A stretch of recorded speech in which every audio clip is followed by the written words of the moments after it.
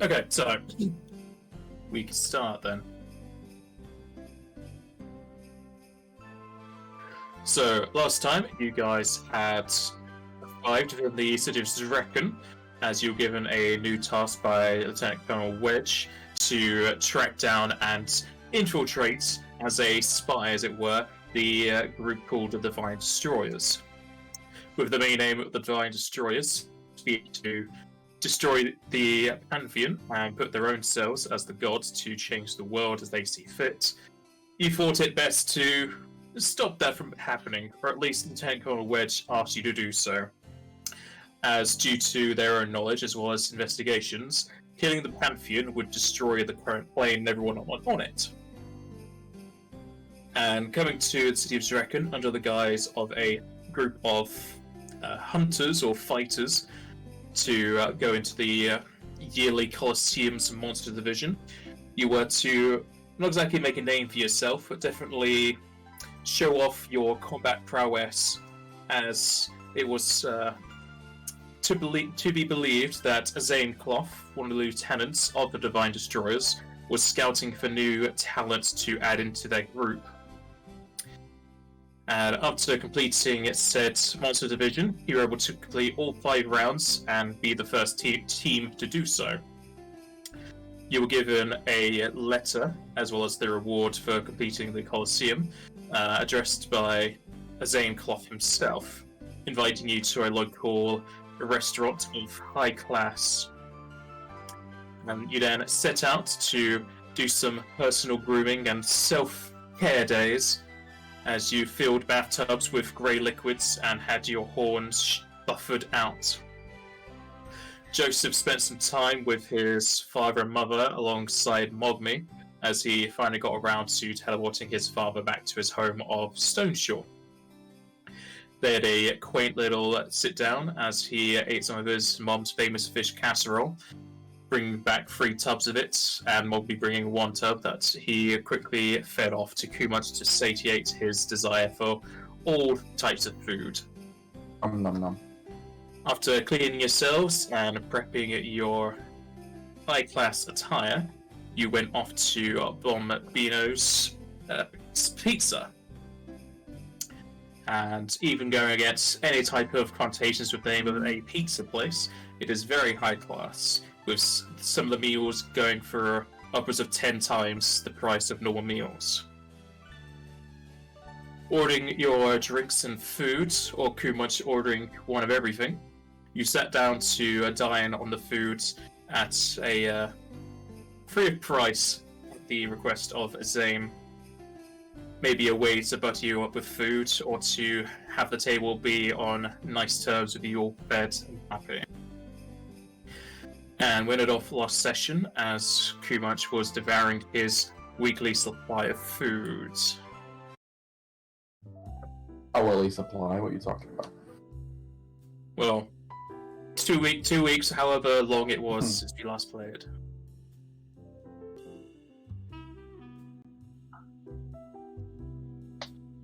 And as we return to the scene of Kumach devouring the little trolley of plates next to him,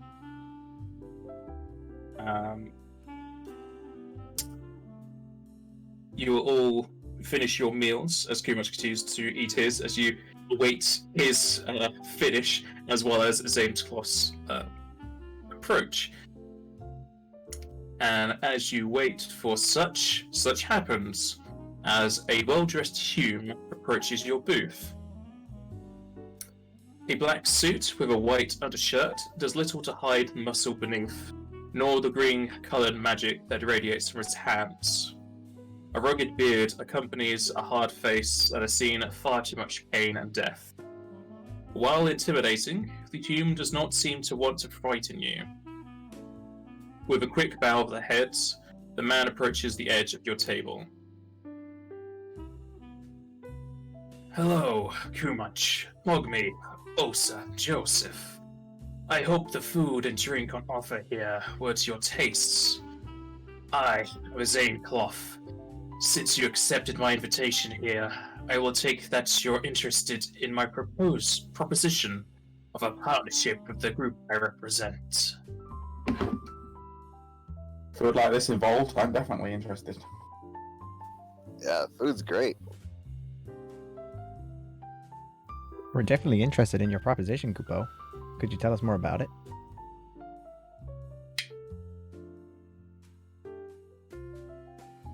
Getting a friendly response, Zane will take a seat as he continues onwards. Good. Then we can discuss a little further into what I have planned for your group. A little background on myself and my group first. I am a Zane Clough, a necromancer and close ally to the leader of our group leader, Wyznwyb.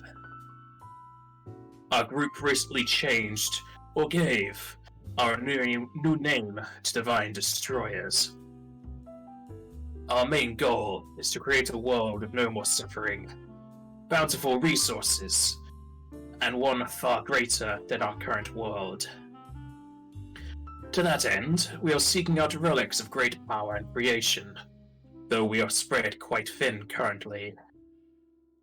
It would be too presumptuous to have you join us completely. While your display at the arenas definitely spoke of your prowess in combat, we require more than just brute strength. To that end, I have been seeking new recruits who would like to give you a quest as a final entrance exam, for lack of a better term.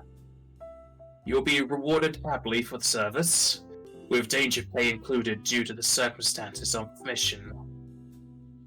A total of 160,000 gil to your team on success, and the option to join our team and meet more of our members.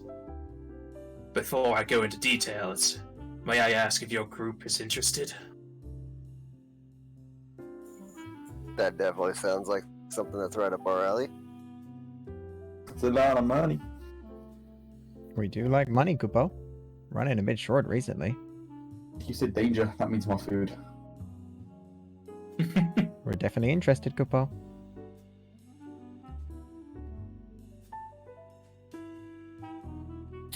See, this is why I became an adventurer.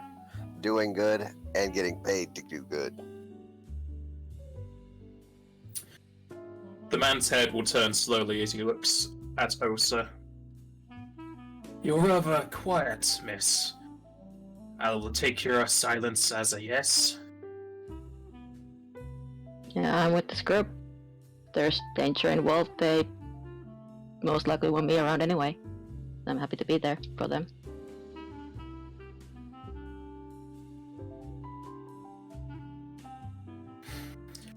As you all give him confirmation, Azame will wave over a waitress to bring him a drink.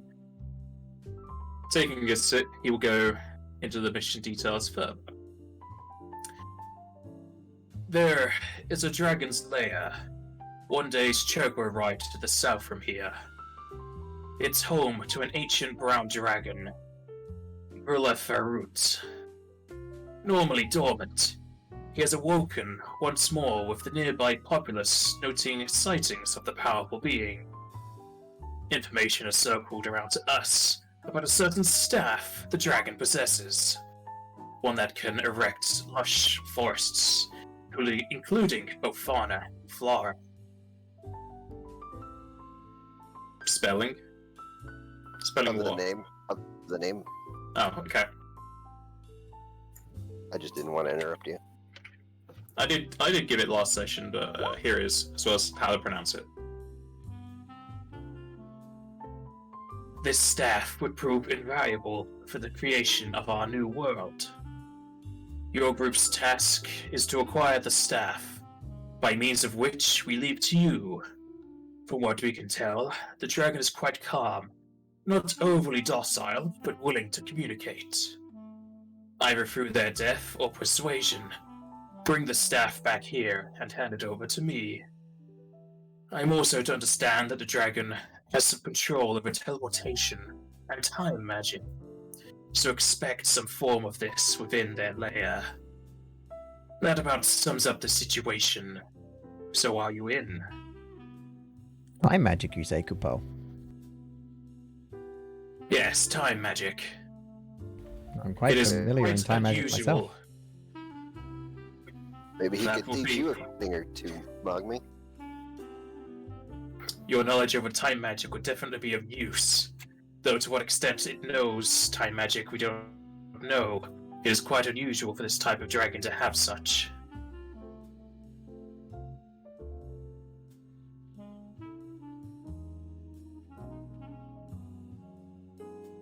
Well, I definitely think we'll be happy to take on this quest, Kupo.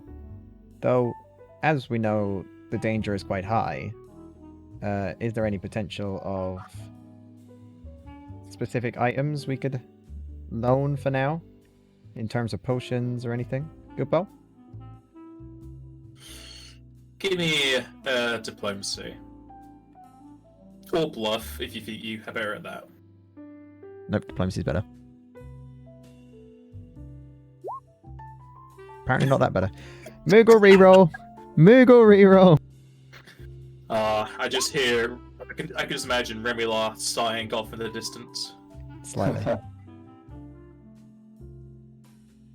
Would I be able to assist with a bluff if I add something to the conversation or not? Sure. I'll allow that. Yeah, I'm pretty handy with some wands, but we don't have very many of them. We could definitely use a little bit of help in that regard. We don't have much of a healer with us.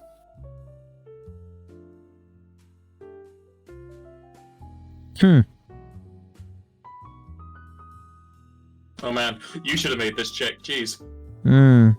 Yeah, that's what I was... Depends I if... was gonna say something before Though we I'm pretty did, sure but- not all oh, well. diplomacy checks allow a bluff. No, this one particular can be diplomacy, intimidate, or bluff, but I'm pretty sure your intimidate isn't that good. No.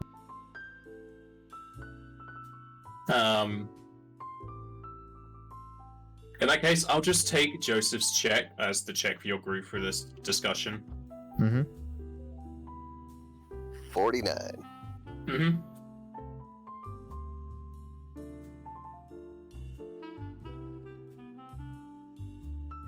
Well, from what I was able to see of your matches within the arena, you definitely know how to use magical items. Sadly, a lot of our stock is currently in use, though we do have the pay already. I can give you a sum of your final reward now up front.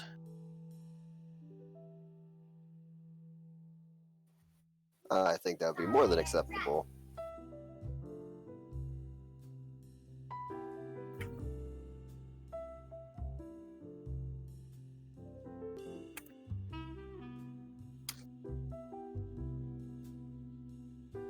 Give me 1 second so I can make a note of this.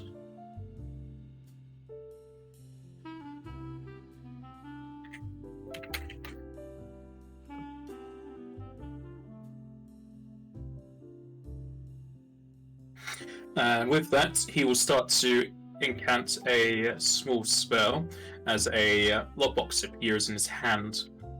He places it on the table, and opens it up in front of you.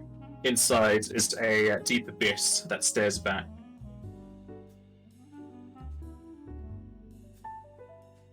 You can take what is within this small lockbox as a upfront payment. Excellent. Is this extra dimensional space or is it just a lockbox? It is an extra dimensional space. Okay. That's why it's a dark abyss. Right. Inside of that is 20,000 gil.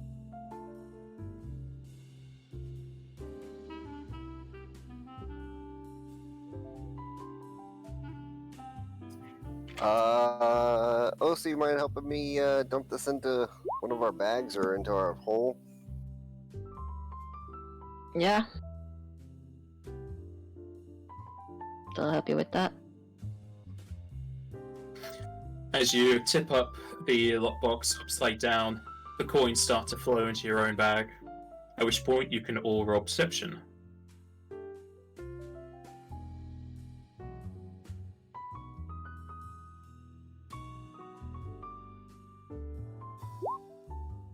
Our characters aren't up, so we can't click on them. That's why we have character sheets. Yeah, so it's character sheets there. Of course, Mobby just wanted to pull himself in, be the one not looking out. Sadly, it didn't work for me.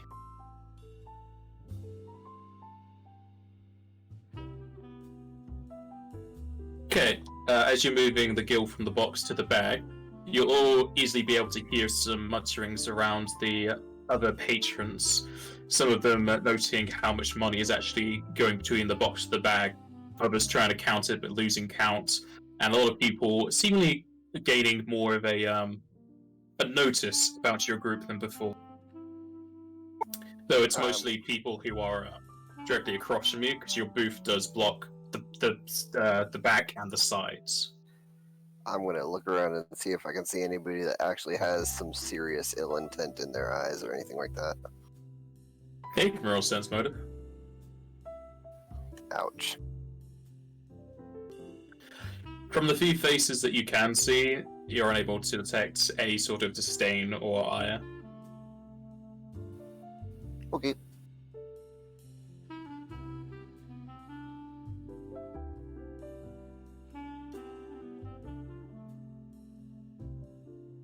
Is there anything else you wish to ask before you go off and complete this mission for me? You'll know what the dragon hordes. What was that, sorry? You know what the dragon hordes. This particular dragon doesn't seem to hoard much in the way of material items. They seem to more hoard biomes and creations. As far as we've been told, they have made their own forest underneath the mountain, which they count as their hoard. Aside from the forest, they also collect, as a best word, several dryads and fae. The most prized possession in their hoard, as it were, being the staff we wish to collect.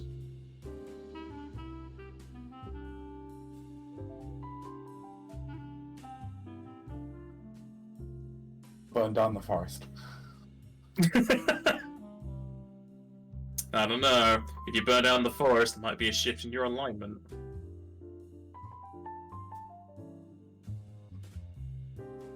Speaking of which, I haven't even updated your alignment thing to have your new character. I still have Remulars in here.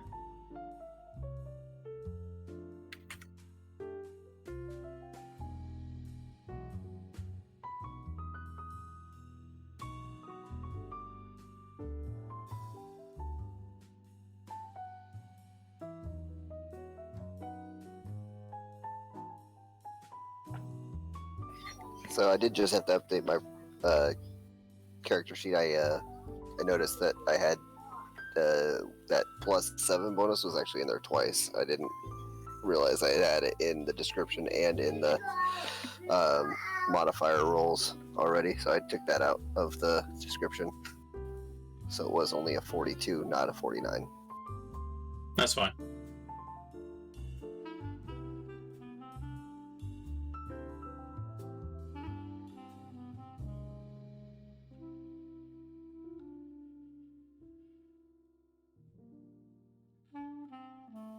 Hey, Osa, people are kind of looking at us and muttering. None of them really seem to have any ill intent, but if you don't mind just making yourself look a little bit unapproachable, that would be a little bit helpful. Or unapproachable, or less. Sure.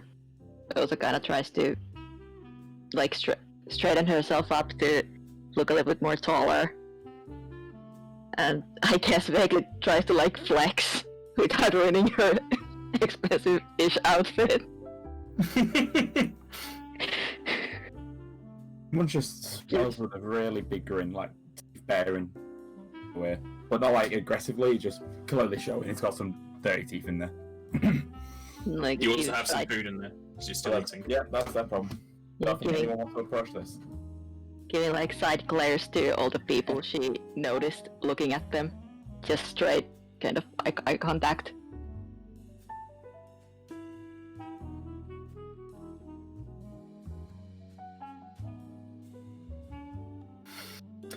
The same raises one of his eyebrows as he looks upon your group, shifting slightly. Is everything alright? I just noticed some people looking at us when we were exchanging that money from your space into ours. Just trying to maybe frighten off anybody who's got some ideas that they shouldn't. I'm pretty sure with the wares you wear on your body, you don't have to worry about that.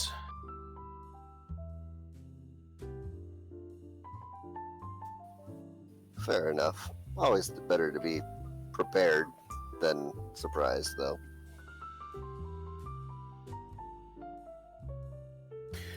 Do you have any other queries about the mission at hand?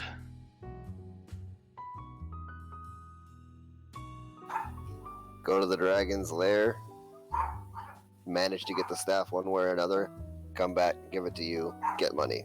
Seems simple.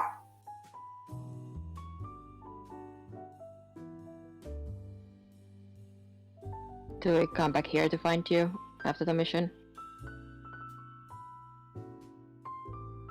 Yes, there are people here who will be able to contact me.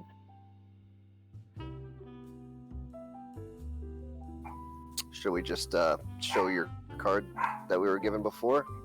Or do you have some other sort of sign or signal that we should give somebody that we're here looking for you?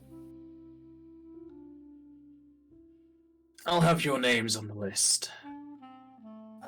Very well.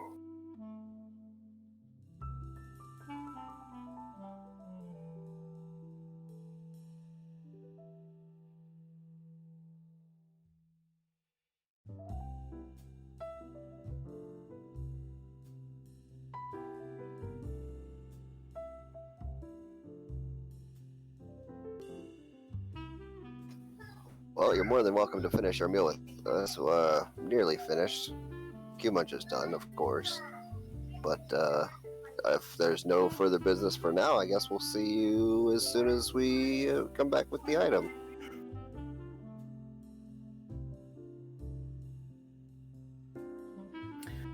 I wish you safe travels, and I hope to see you soon.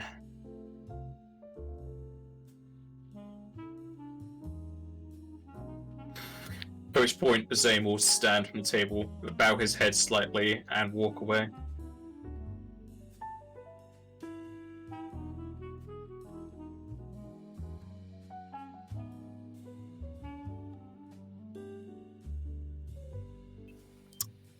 So, what do we want to get with our money?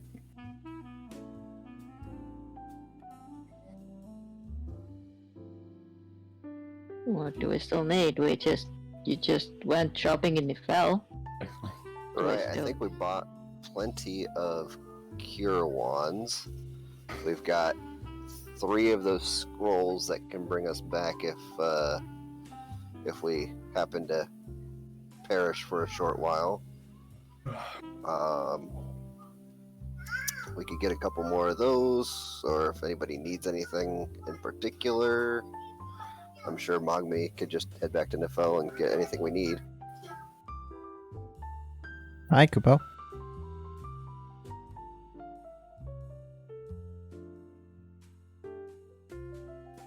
Does anybody have anything in particular that they want right now?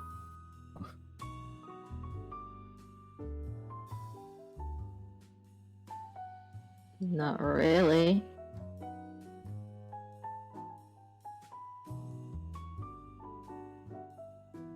Does everybody have chocobos that they can use?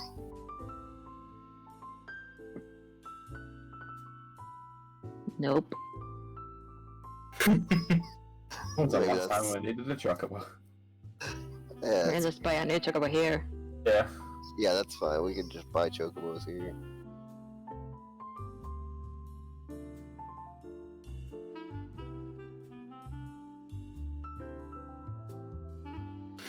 You could also technically just teleport there with Mogmi.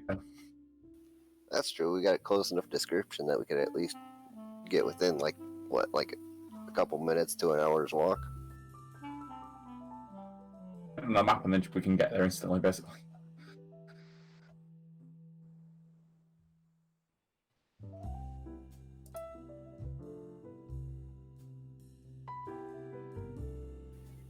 Heck, we should probably be able to see it from the city if we go out to the outskirts, if it's within a day's chocobo ride.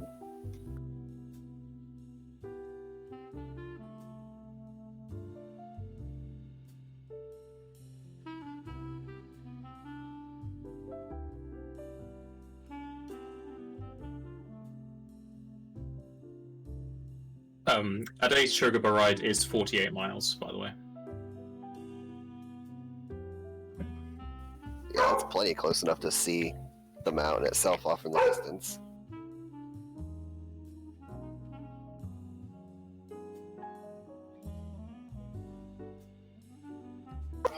Any other preparations we want to make? Oh, we got told that we're to expect some like trap type things. Disarm them. Or is there anything we can buy to help disarm them? Well, we could upgrade my tools to help with that.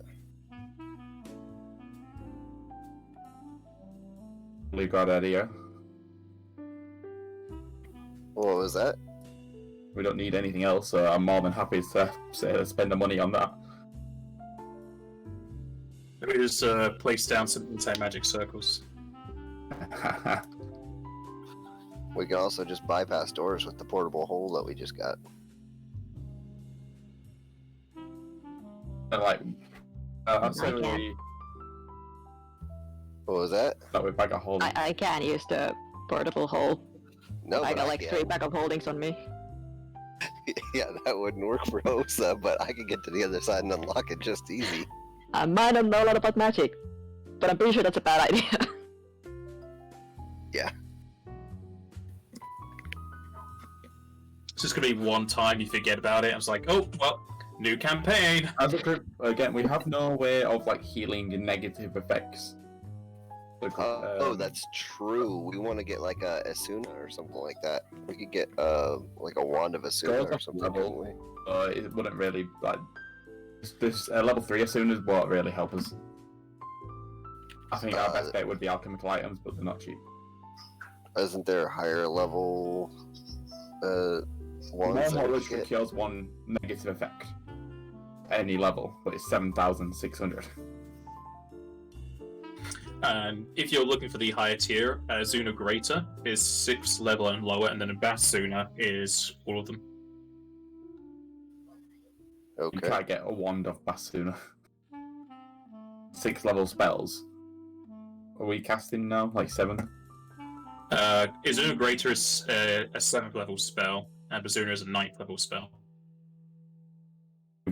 If you had any way to get hold of the 7th level one, even like a few scrolls or something. Yeah, One's only go up to 4th, so you can only really get Scroll. a Zuna wand. Out Yeah, of after that, that, be scrolls. we can't get a wand of it, so how much would that be? I've never looked at scrolls because I've never needed them. A scroll of what? They're the 7th level one. Either, really. Like, what the difference in price? A 7th level scroll is 2,275, and 9th level is 3,825. I spend the money on upgrading your tools to table traps and then get a few of these. You okay? Just a second.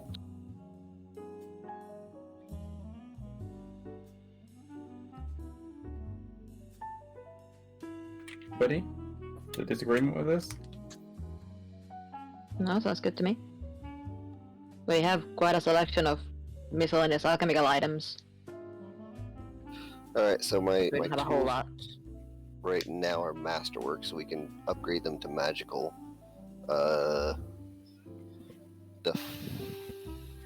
first magical isn't going to really help us, I don't think, though, will it? Or is What are you it trying to do? upgrade The master these tools? Because So you're wanting to enchant them to Right. be just a competence bonus, whatever. yeah, Whatever we can do. Anything to get us higher. So no, the DC for magical traps shoots up dramatically. Mm-hmm.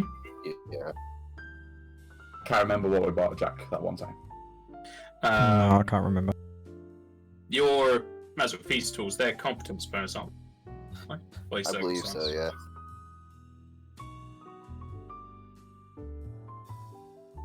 That's the calculation for the skill bonus. So it depends how high you want that to go. Okay.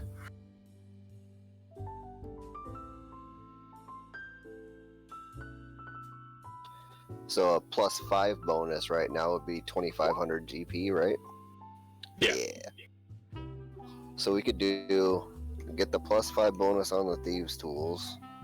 We could get a 9th level scroll, 2 7th level scrolls, and even like a wand of the Isuna, just the basic one. The lowest level of Suna won't be worth it. It won't be worth it at all. I can do that anyway. The healing spell I have Right. is the Bring lowest water. level. Okay. Of level Though, on. I'm pretty sure Jack has craft wondrous items, doesn't he? So do Aye, I. we both do. Yes, you can just enchant those tools to be. You can enchant them quicker and cheaper. We could go.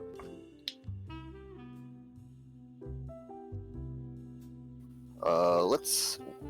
While we're working on that, why don't we look around here and see if we can get the scrolls we want then?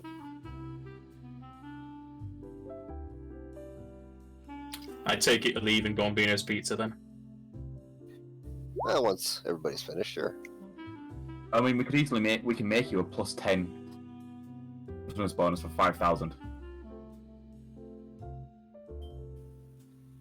I mean, if that's what we want to do, that's fine. That's I want to kind of a put lot money of in. money. I don't mind. I'll put my share into it if we have to. I was just gonna say I would want to take that much. If it was that much, I would want to definitely take it out of my share of the end reward. It's 5,000 because we can craft it.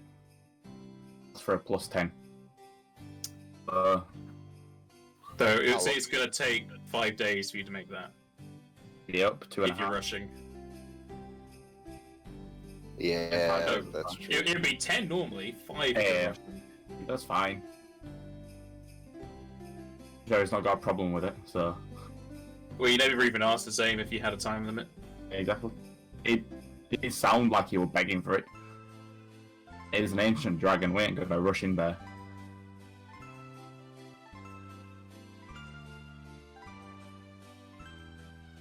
And he did kind of mention that brute force isn't enough.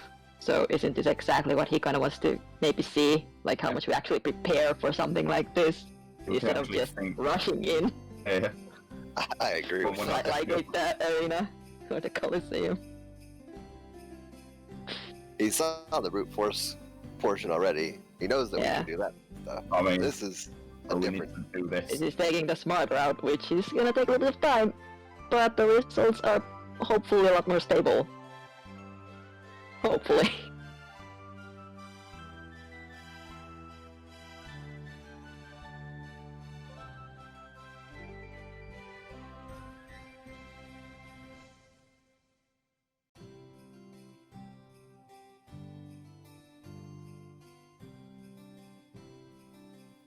I'm wondering something right now.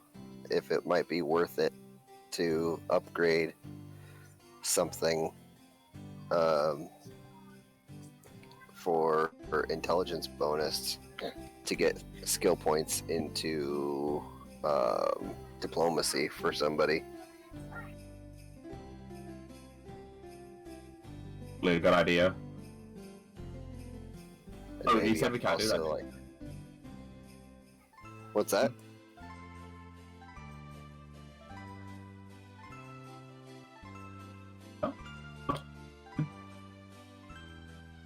You're breaking up, Fish. Damn it. Are we allowed to do that? Headband into diplomacy? Well, if you're upgrading a headband that you already have, you get to choose what you put it into, right?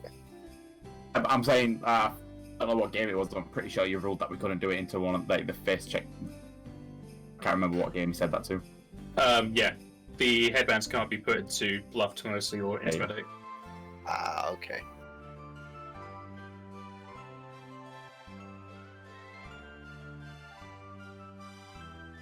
And again, we can make an item. We're doing with your tools to help. Yeah. Have really fancy Yeah. bow tie. Yeah, you can do the competence bonus items, that's fine. And you only get a +10. Sure, we could do that. I'm making one. Jack can make the other.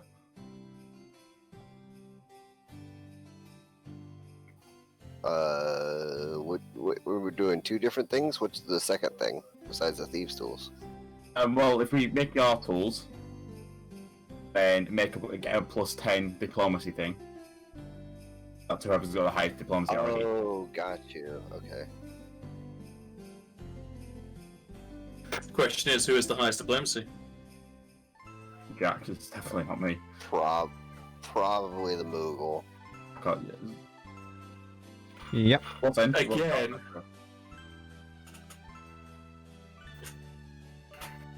Thing is, what type of Moogles are item sociable slot people. would you be taking up? That's a good question. Anyone wearing a hat? I could Yeah. put a headband I'm wearing a hat. on. I got a hat of resistance +5.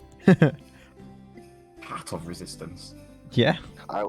I specifically went and traded out my bracers, or traded out my my headband of vast intelligence for the force bracers, which is the intelligence and charisma or wisdom, I can't remember, to my wrist slot, so I could have a headband of charisma later.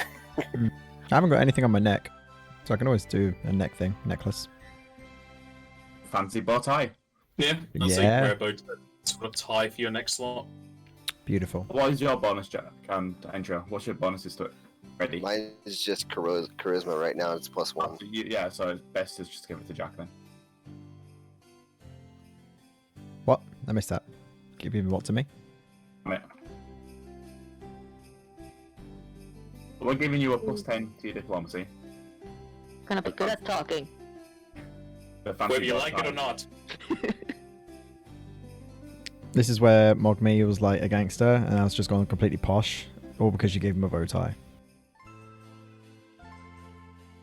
Now he's got multiple top hats and Yeah, a mean, necktie. he's got a top hat and a top hat on his Diplomacy pom pom. Oh, yeah. So you get that image. Yeah. But diplomacy isn't always going to be posh. It's just knowing how to talk to every type of person. Yeah, I know. But yes, you are posh because you have a pom-pom, a top hat on your head and your pom-pom. Yep. What's the bonus that we're putting on top of diplomacy? Competence bonus. Okay. And how much? You doing a Competence +5? bonus would be 10. Okay, so a +10. Jeez. Okay. But where's this money 5,000. coming out of? 8,000. Everyone's alright with spending it on this side of stuff. Yeah, I'm happy to chip in. Just getting a bow tie to talk to a dragon, yeah? And again, it's going to Yeah. help. We don't have anyone really for diplomacy, so this +10 is going to help us in a lot more. Not only that, there has been a boss fight which we completely avoided because Remular spoke to the person. But that's what I'm saying, we don't have anything close to his bonus, even with his +10. You say boss fight, it was an entire dungeon with a boss fight in it. Yeah, exactly. Yeah, pretty much. Cheesed the entire thing. He also bluffed his bluffed his way out of fighting a ice elemental in the magic. That was the class. boss right there. Remular's, all his face skills were through the roof. And items, So how long was full this? skill points and everything. How long is this all taking to craft? Days to craft it. All The I heard first was part days. broke off. Yeah. You're making it hastily 5 days. Okay, and who's crafting which one? You can craft your bow tie, I'll craft the other one. Okie dokie.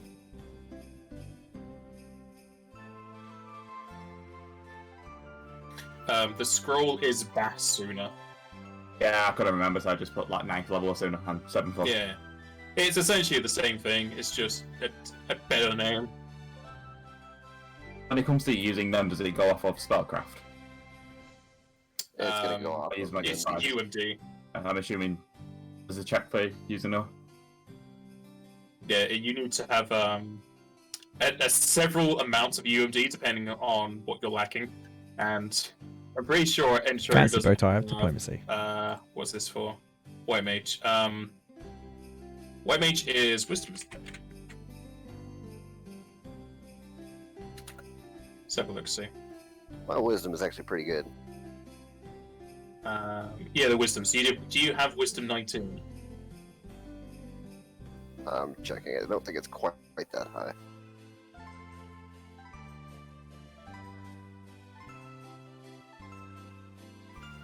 Wisdom 16. So you need to make a check to emulate the ability score and a check to use the scroll because you don't have it in your list. Yeah, okay. That's gonna be a high check too.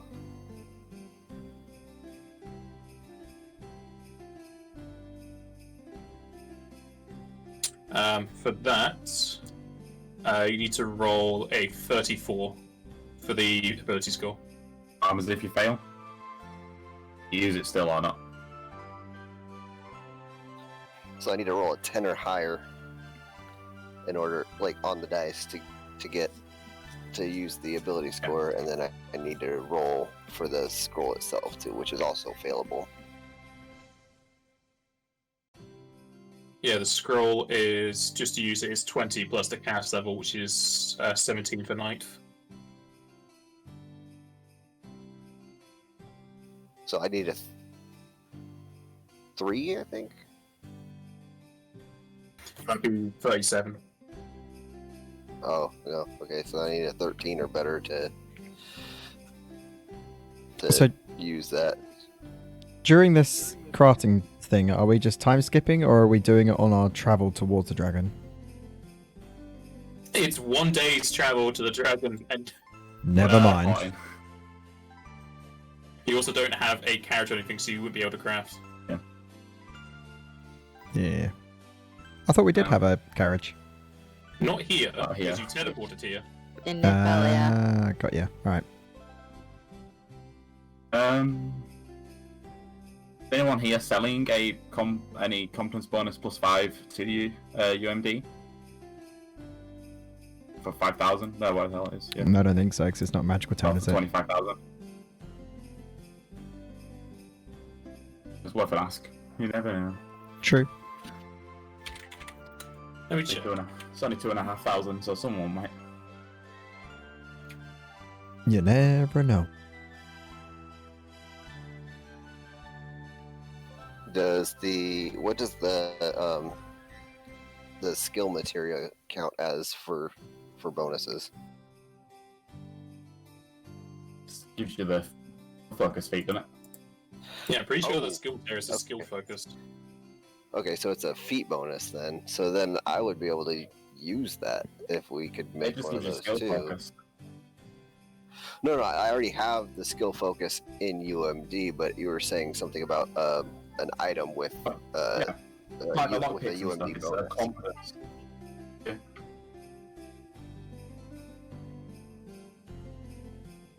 Want like if it comes down to it, die or save. It's like I'd rather spend a bit of money now.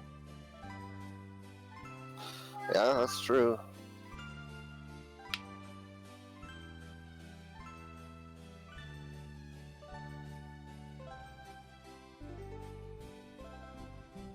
You'll be able So to find some gloves of use mode device +5.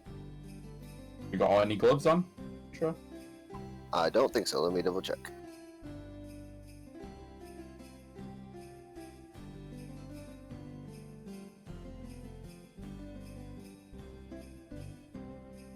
I currently have no hand slot item.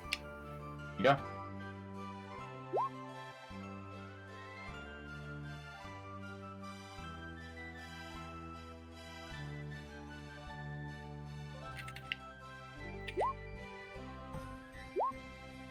I'll put in that extra 875 gil to.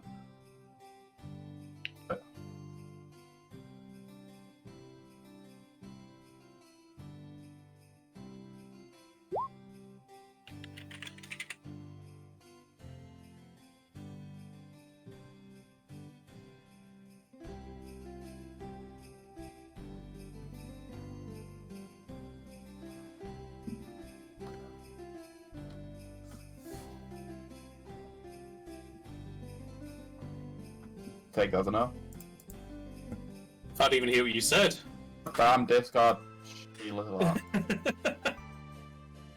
So is everyone okay with what we're doing then? I heard you that time. People are just not replying I to you. know, so rude. I still didn't hear him. I'm reading it. Okay, so you got craft the thieves tools to a +10 is 5,000. +10 diplomacy for the fancy bow tie for the Moogle is also 5,000, right?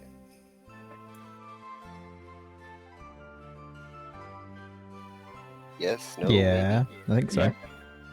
Okay, and then we got the That's all 9th level already. single scroll for 3825. We still haven't actually looked around to see if we can find that here. I'll pop back to buy it. And then the 2 7th level scrolls. And then the gloves of UMD +5 is 2,500. So we have a grand total of 2,800 or 20,875. What's the 235 down here, or 2325 down here for? Oh, that's your money. Okay.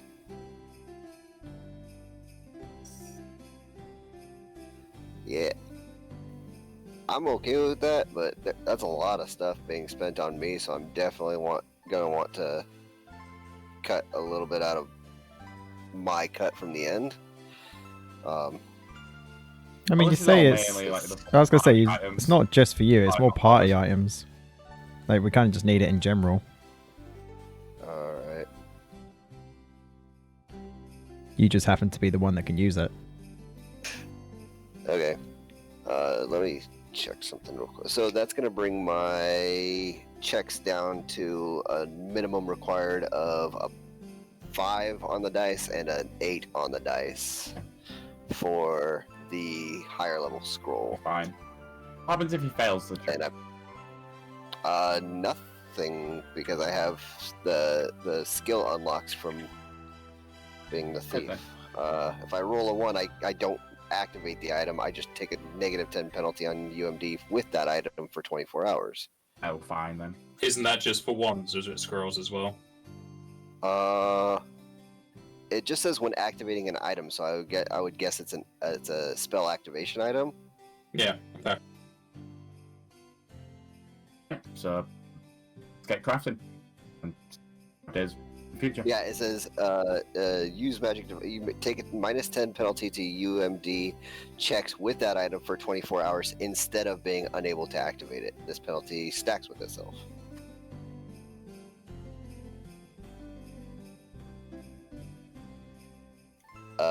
Quick question: the +10 bonus on the thieves' tools, does that stack with the masterwork, or does that not stack? Just double checking what these tools give. I think the tools are like competence bonus anyway. Yeah, if they are, then they won't stack. I was just double Oh, checking. I think all like the masterwork crimes like that. No, they are circumstance. So Alright. Ooh, so it does stack. Yay!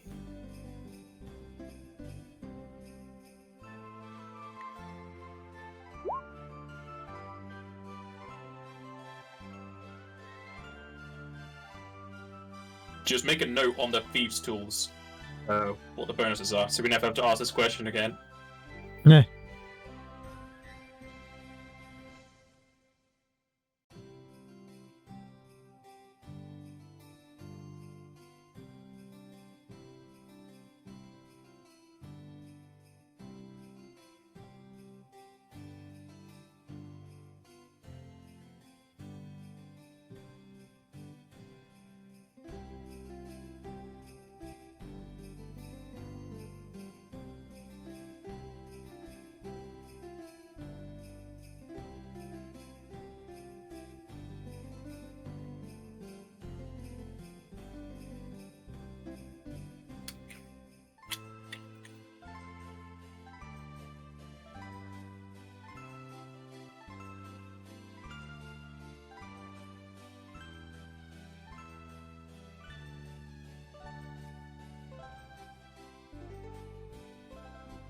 I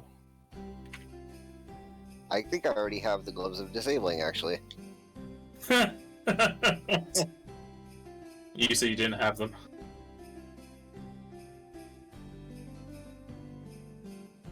You can take them on and off as you need it. Right, and then use the UMD ones when I... Hold on, people. Let me disable the strap. Just let me switch my gloves out real fast. Yeah, that's kind of true, though. Oh, I got to use a wand. Hold on, let me switch my gloves out again. There are special gloves for certain jobs. I didn't realize I had those.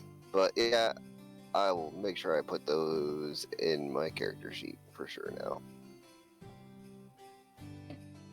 You got rubber gloves, you got leather gloves. You got spiked gloves when you want to punch someone. Got the deal gloves for just slapping people for no reason. The gloves you take off to use. Yeah.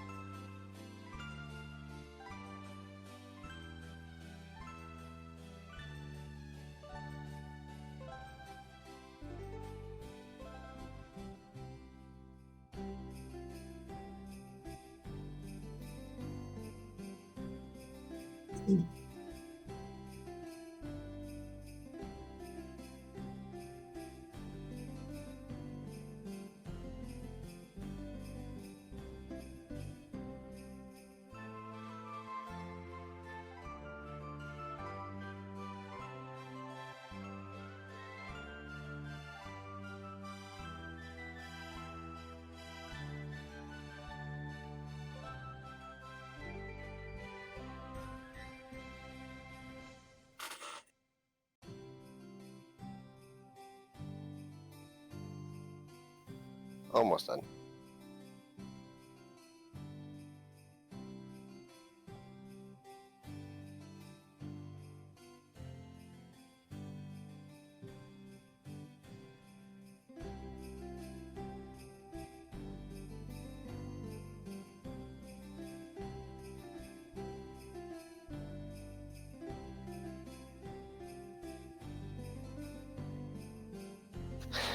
Okay, so the skill bonuses are on there. I just need to create items for the scrolls, but we can move on whenever you guys are ready. So is that all the purchasing needed to do? Yes. You're gonna make your spellcraft checks, see if you can even make those things. I think we can fail. So, you see? 15. Yeah, I don't know, no. Don't listen to that, I just made that up. I don't know if it is the actual DC. The minimum I can get is 30, so I don't think I can What's fail. the caster level check for making it? What's your spellcraft? 31. Yeah, with 29 and... Well, that's yours. 29. Yeah, 29 and 31. There's no point calculating it. Cool. You'll have more than enough, even with hasting it. Beautiful.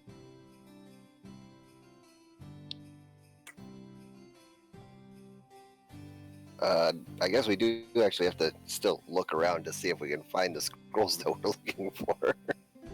You'll be able to get scrolls here, you'd have to teleport back to Nefel. I have 5 days, it's not a problem. Yeah. Maybe do it on the last day, so I can at least regain pretty much most of my MP back. On the first Actually- day then? Well, it doesn't matter. Anyway, how much MP would we actually gain back?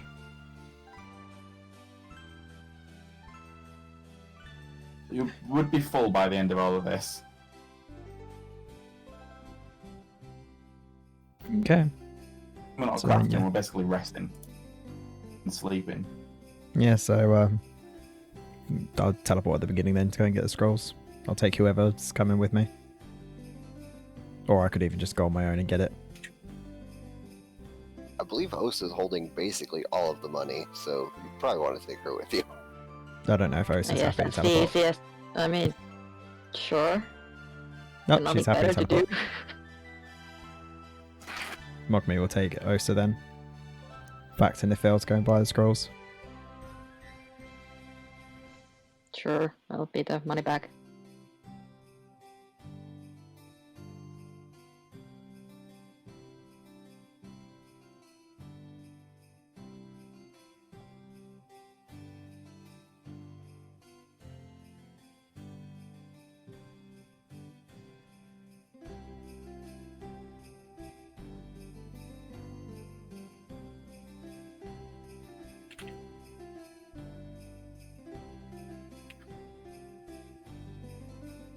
Just changing the calendar stuff around because I haven't done that yet.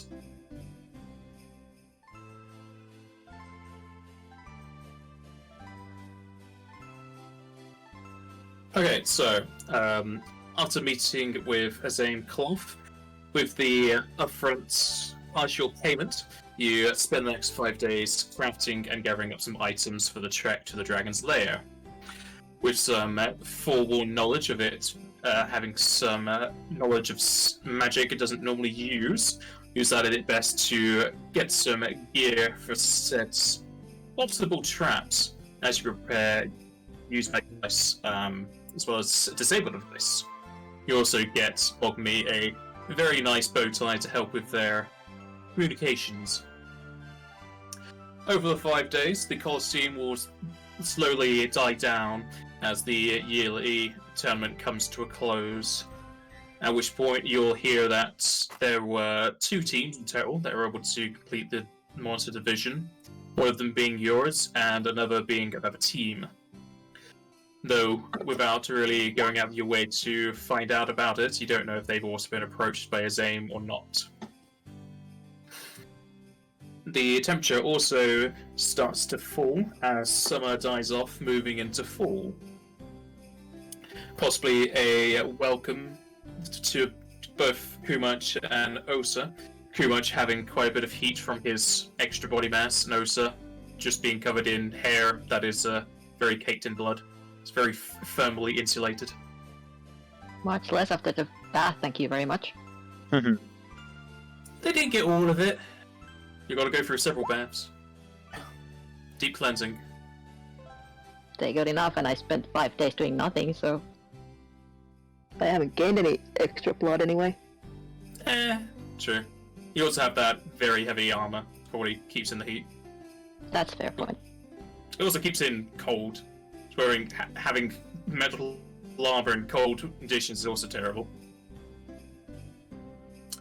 And as the 5 days come to a close, you'll have 5 days of resting, at which point you can just have full MP and full health. Bogme makes one trip to Nifel to buy the Scroll of Basuna, which you'll be able to easily get. And aside from that, no other real occurrences happen during the 5 days you spend crafting. Did we also get the other 2 7-level scrolls still, or did we not do those? What, 2 7-level scrolls? The Asuna Greater or whatever? It's not in the list. The only one on the list is the Basuna, 9th level. Okay, I thought that Oh was no, put yeah, in there. there it is. Yeah, 2 7th level afterwards as well. Yeah, you can get those. Okay, what was the name of those ones? Is it Asuna Greater? Yeah, the 7th level is Asuna Greater. Copy.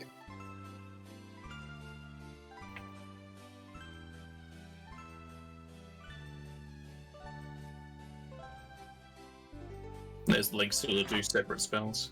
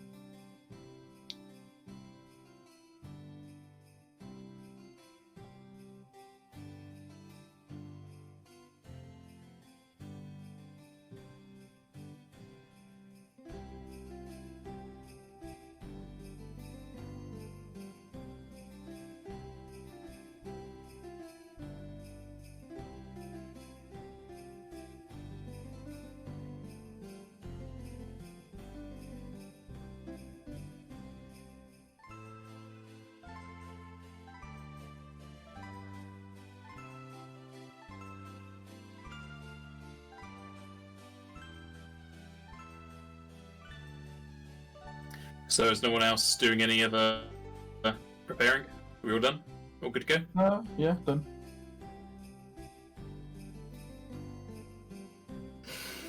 So how would you like to approach said mountain?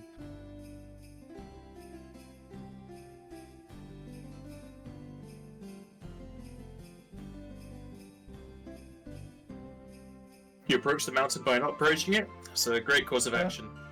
You'll get there in X time. Are we just teleporting to it? No.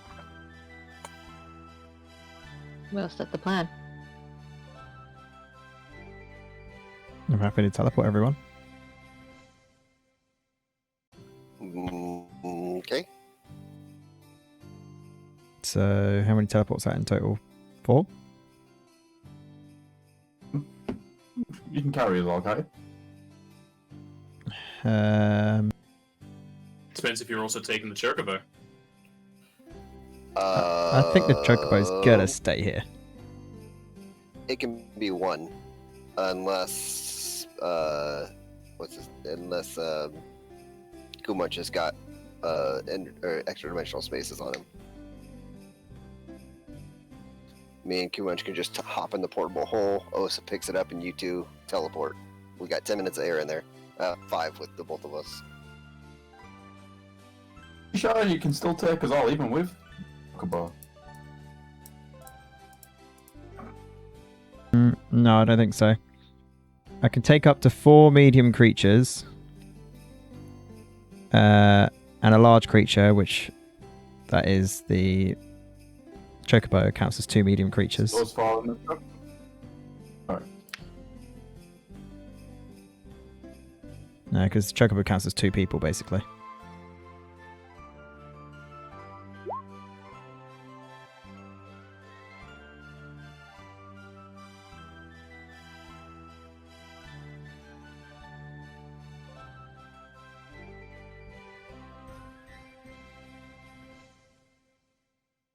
What level are we?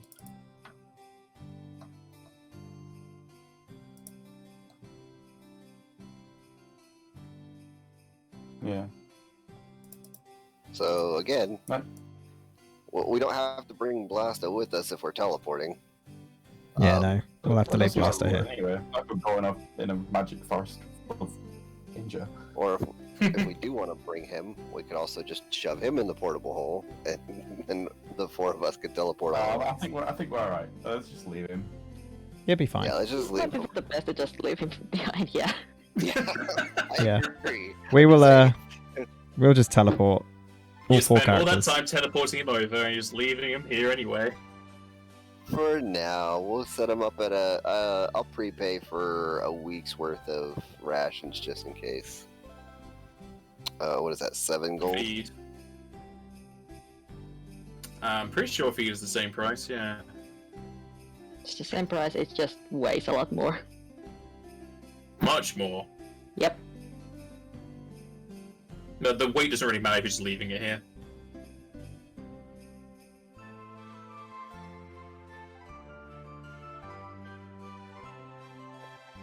Yeah, and that's 1 gil per day, right? Yes. Okay, I prepaid for that. 7 days then.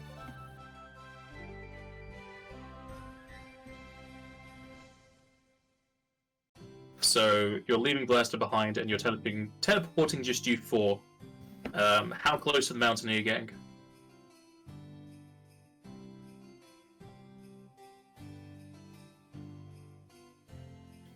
Do we want to be right outside the entrance, or...? Let's see, why not? Everyone happy with right outside the entrance? I'd like to be able to be a little bit further back, but that's okay too. Okay. I can don't always know how rude it's teleport considered near to enough be. that it's like a 2-minute walk to the entrance. That works. Alright, I'll do that. A 2-minute walk away from the entrance.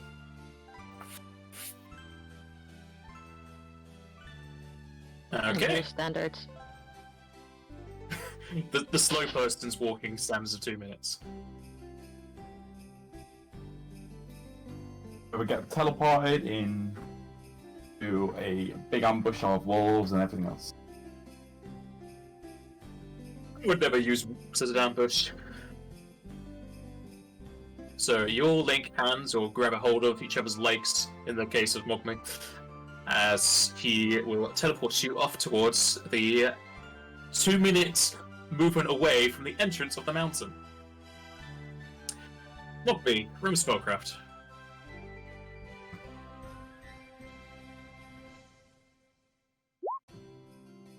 There you are. Oh boy. Oh, what a time to be alive, eh?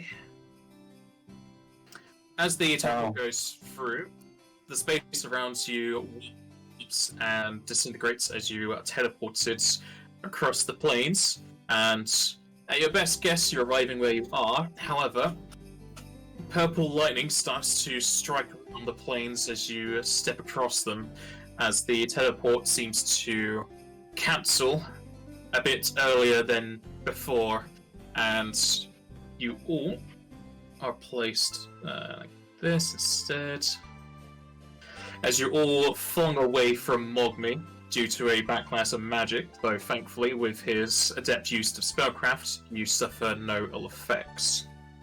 As you land on what seems to be a stone path, possibly a few more than 2 minutes away, the lightning that interrupted your travel coalesces and forms into a spherical orb just towards the north of your group. As it starts to spin, black oil and gunk starts to seep out of the sphere as a creature flops onto the ground with you. Raising its head up on high, it looks over your party with disgust in its eyes, and it will unsheath its black blade. The hell is that?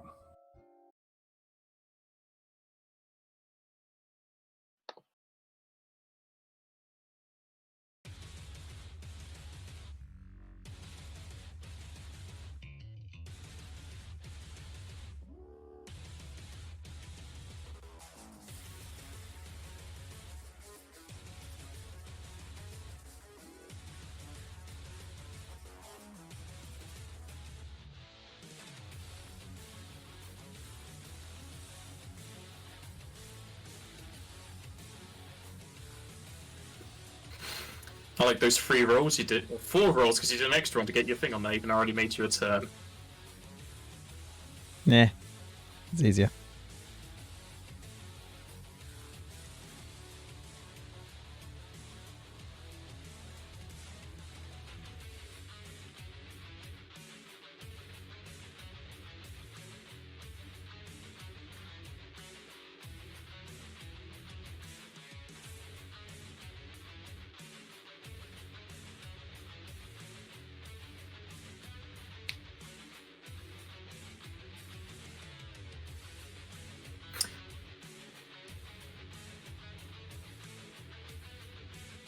As it looks upon you all, it looks upon Mogmi and notices them as a caster holding up their staff high, as the creature will coat its blades in a... Why are you showing me this? I wasn't meant to. Okay. It coats It's its like an accident. blade in a shadowy abyss as it slashes towards Mogmi. Mogmi, give me a fortitude save.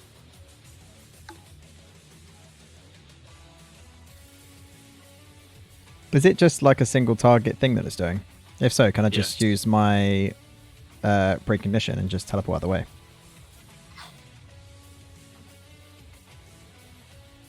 My contingency, that's what I was calling it.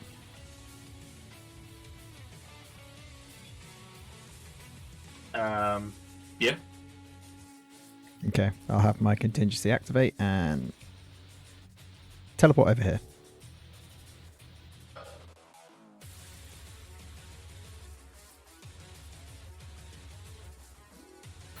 And the slash will continue off onto the distance, killing somebody else instead. Oops. Hear a yelp in the distance. Just a Wilhelm scream. You'll then 5 foot step back, and it goes to Mogmi. I do knowledges for this thing now. I was just about to ask that. You've all already seen what this is before.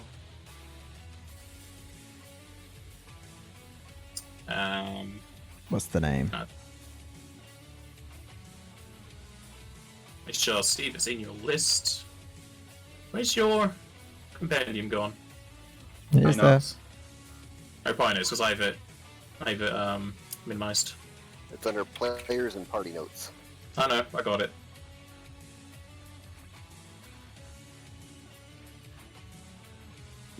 This is a Kengo.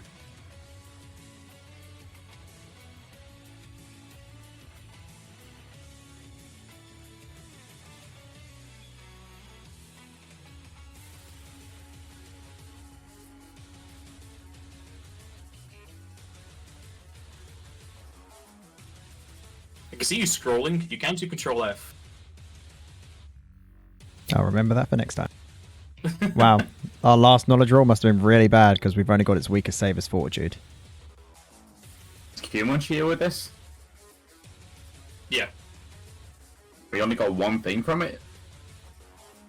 Yeah, because this was in the dojo. Actually, that would mean Book Me hasn't seen it. Haha! Knowledge roll.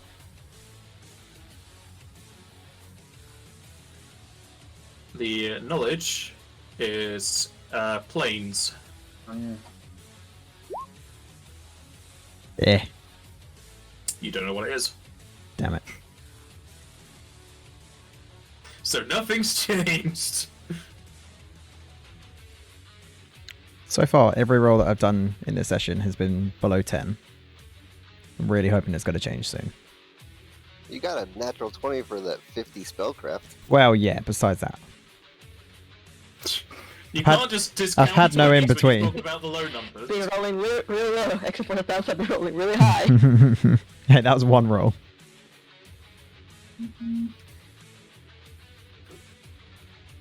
I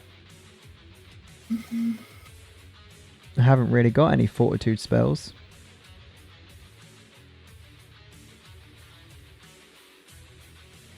Oh wait, no, that's a lie. I do have a fortitude spell. I'm going to try and cast Gravity. DC 23.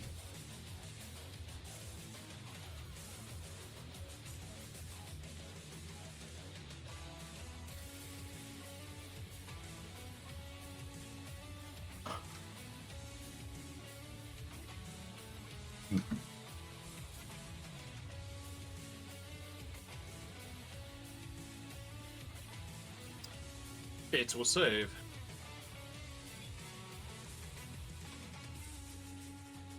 Then let's see if he has double luck.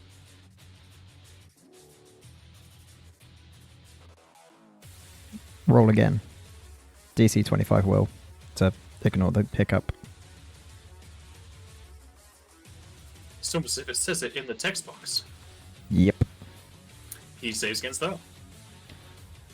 Then never mind. That'll be me. Osa. Alright, I'm gonna start with a rage.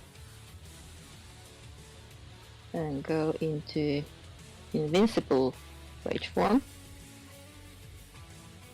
As usual, anoint Joseph as part of my pack.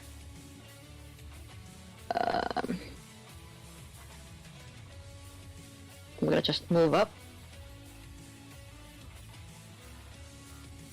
He shouts opportunity. Yep.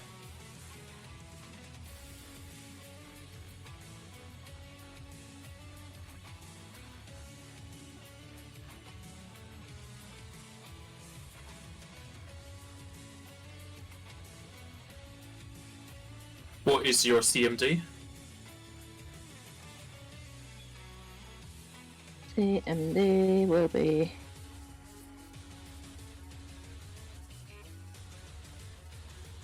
29. And he will trip you. Rude. I'll stand up.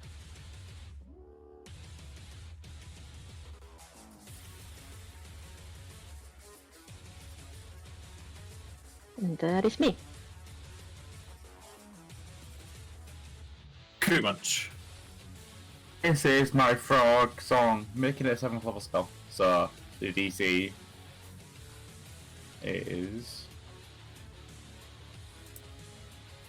27.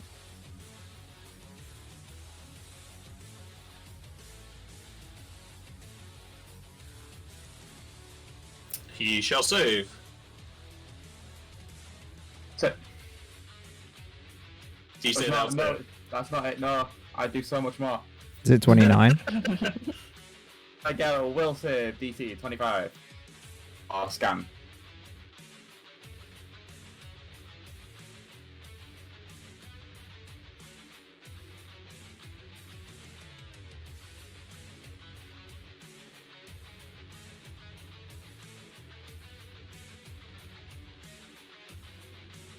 What was the save? It will save 25. You'll save. And that's all I can do. Joseph.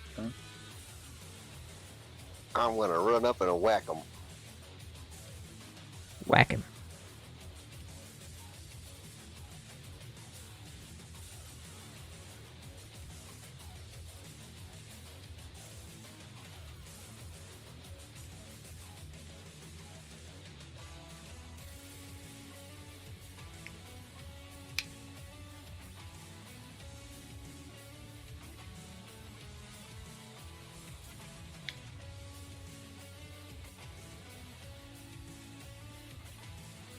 Yeah, wait the well. There's the well. If I can do precision damage against him, then I You do can't. precision damage. Okay. Denied. That's because he's a ghost, he can, right? What? That's because he's You're not incorporeal. flanking, undead. you're not. He's not flat-footed or anything. Why would he have sneak attack? Because whenever I move 10 feet or more before taking an attack, I get to do sneak attack damage. Ah, yes, that thing. Because I'm a thief and I do thief things. That's why.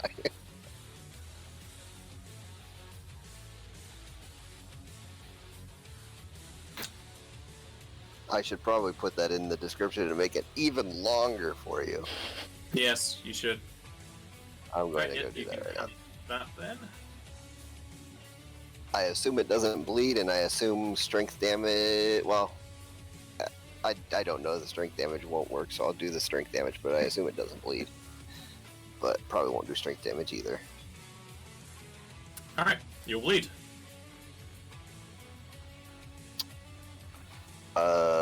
So it cannot take 5 foot, or it can't. It takes minus penalties to attack me, and penalties against AC. Well, actually, it takes penalties to attacks and penalties to AC because I can do both at the same time now.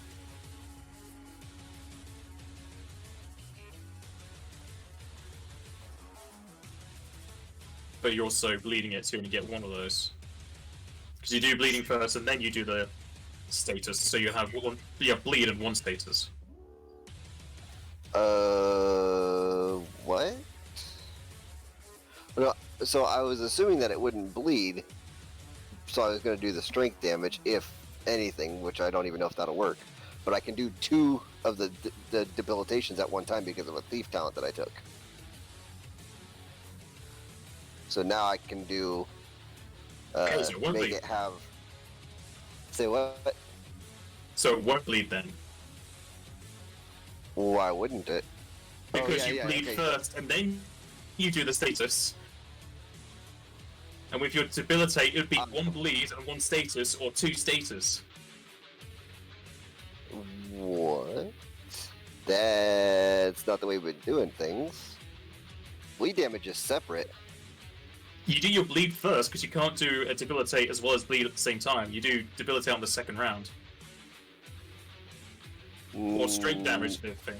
One of these things is first, because that's how we've always been doing it. Right. So I do bleed damage first normally, and then I would do strength damage afterwards. But I assume this thing can't bleed because it's an incorporeal undead. so I would do strength damage instead. So that's what Okay. I'm doing. But the debilitation is just whenever I inflict a sneak attack on it, then I can also debilitate it, and I have the thief talent that lets me do 2 debilitations instead of Okay. just 1. Lots of thief things.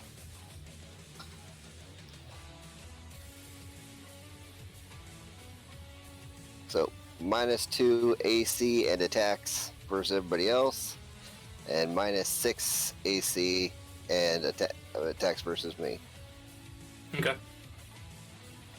plus all the extra damages. And that will be my turn. Goes back to the Kengo.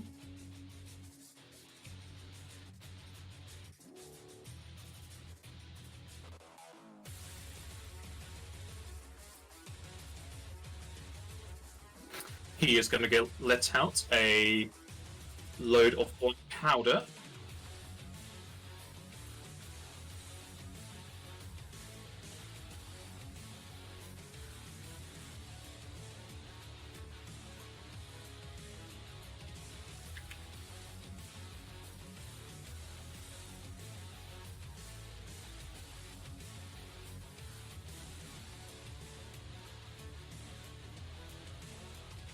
You should be able to see the aura of that. Yes. Just ignore the token I'm using for it. The black powder surrounds the area as it gets into your throat and your eyes, as it creates concealments for the Kengo.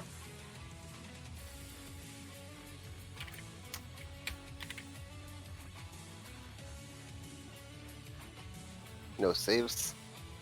No saves, it's just an area of mist. Well, or powder, as it were. It's no save. Is it only affecting the people that are inside?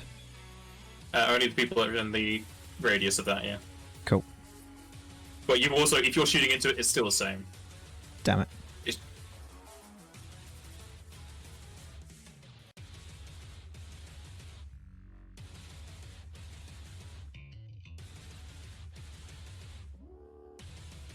It is then going to stab its sword into the ground.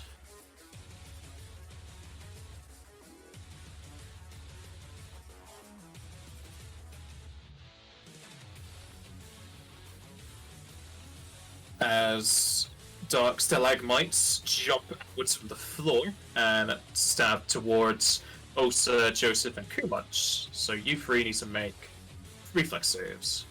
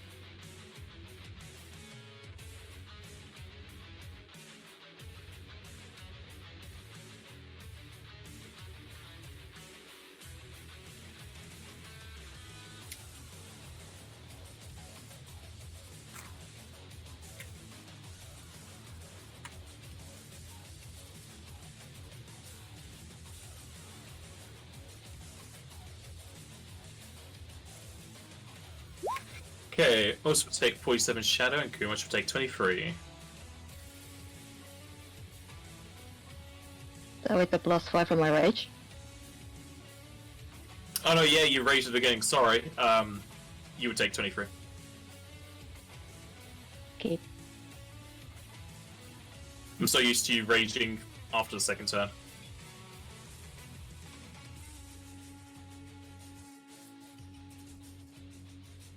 And it goes to Mogby. So does he have total concealment or just partial? It's partial. It's 20%. Okay. Right, I'm going to do this that I forget that I should be doing at the beginning of every round.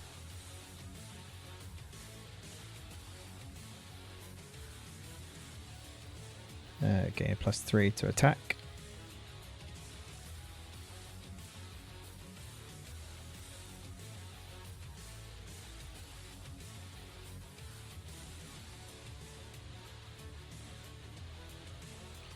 And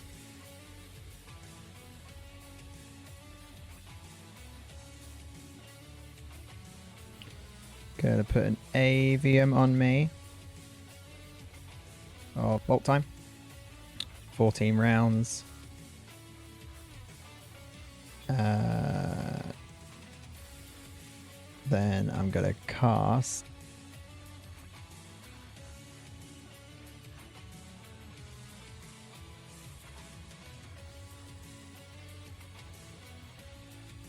God damn it, where is it? There it is.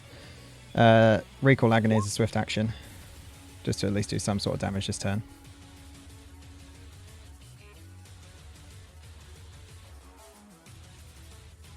$21 or half damage.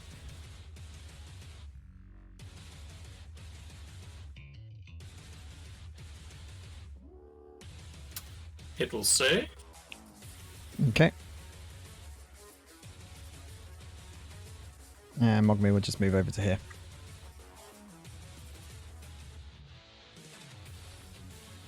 Okay. Ulsa. Will save against Frenzy DC 19. I don't make it.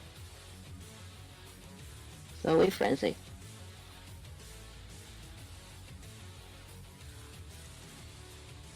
That's absolutely fine by me. Then I 5 step up. And I full attack at this thing.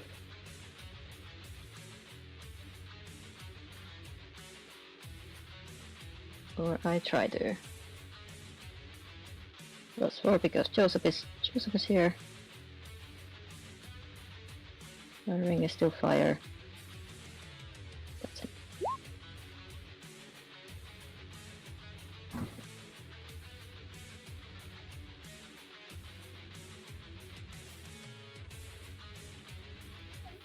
So this has got +4 to her attack, and it's got -2 to its AC. Yeah, the +4 is in there. Just roll pretty poorly, I think. Well, some of them are pretty good. I rolled bad, except not oh well.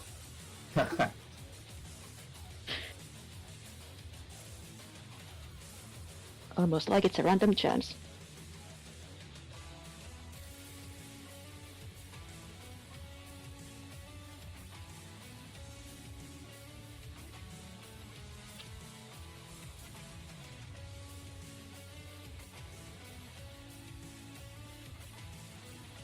Those are all hits, though you will know you're doing a lot less damage than normal. And your bite does nothing.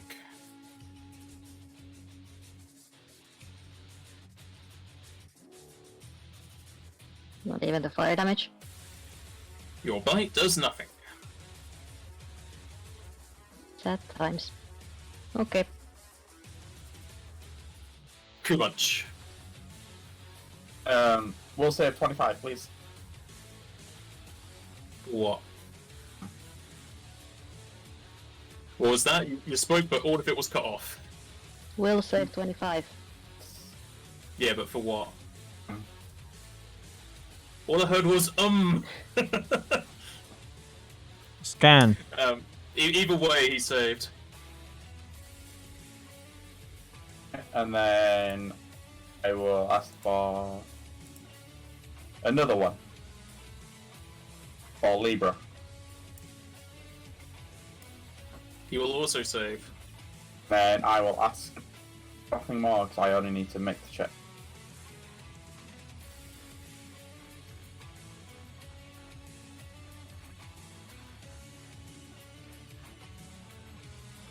Will give us all a bonus to our saves against him. Probably.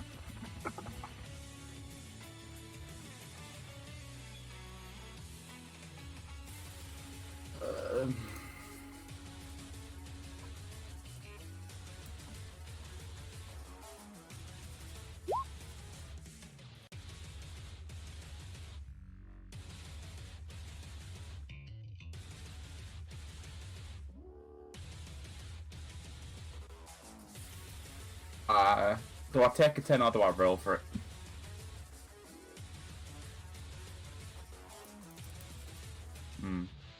Okay.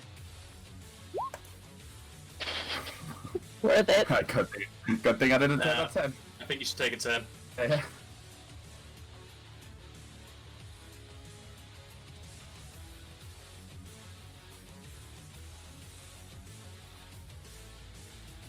You'll get +4. There we go. Oh, I suppose 4 to all the saves against him.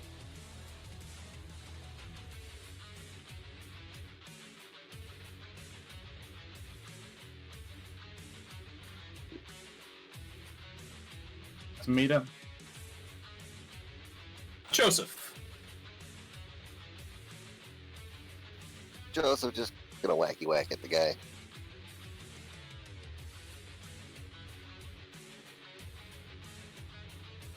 The whack team is on the job.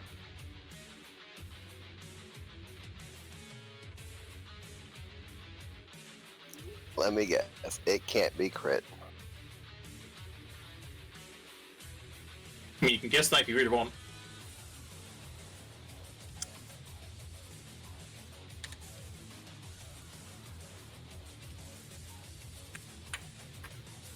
Crit will confirm.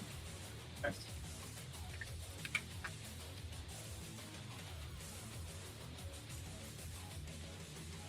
And both of those will hit.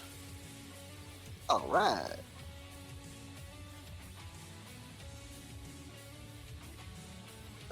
Once again, it is. I should get the precision because I'm flanking with the Osa since we're backed up and whatnot. Not yet. So it will get the double debilitation again. I completely forgot about Miss Chance. Oh yeah, that too. The crit doesn't hit. Oh. When we finally find a creature that can be critted, Chance. it's a That is misjudge. mischance. Second attack hits though. Why you gotta do me like this, Napaz? It's Just have definitely the a dice personal roll. than, yeah.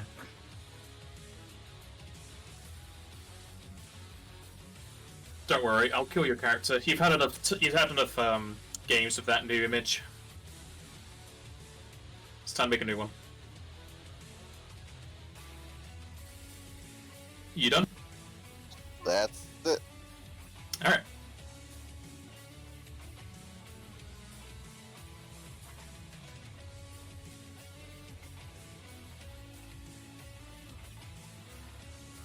Just gonna charge its blades with a Dark Abyss and then slash at Joseph. -6 against attacks against me. It's not an attack roll. You can make a fortitude save, please. 40 on man. fortitude save. What was that? Gain a +4. Sweet.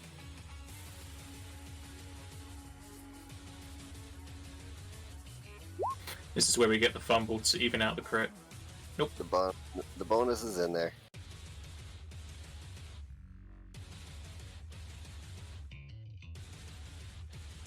Okay, you'll save and take 49 shadow damage.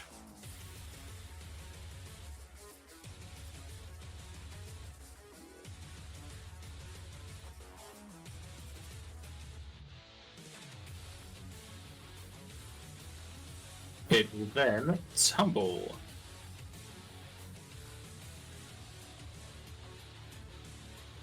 Or at least attempt to.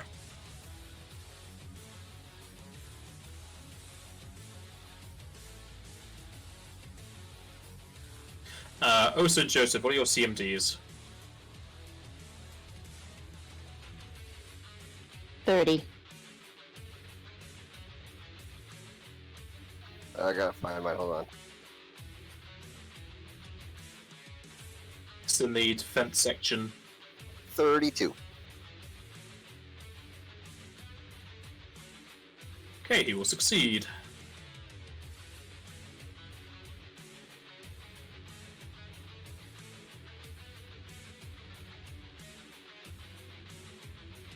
And he'll move to there.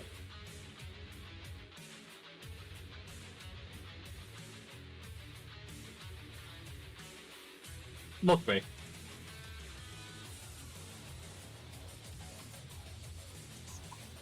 Does the smoke stay where it's at, or does it move with him? It stays where it's at. Okay.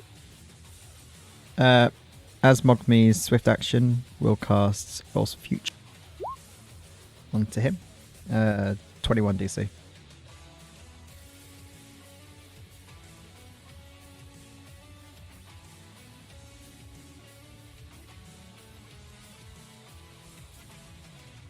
He will save.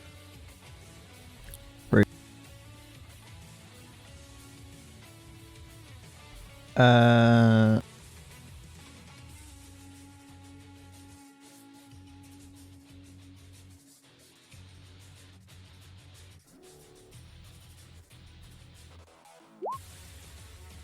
pretty sure if it doesn't state a action, it's just a standard action, isn't it? Yes.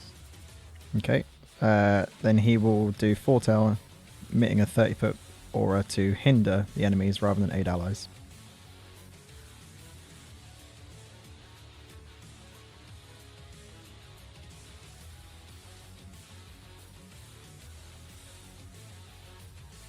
And if I'm right in thinking, I think it's a -2 to his attack, caster, saving throws, skill checks, blah blah blah blah blah. And Mogmi will move down to here. And that'll be his turn. Elsa. I'm gonna throw my axe at it. Okay.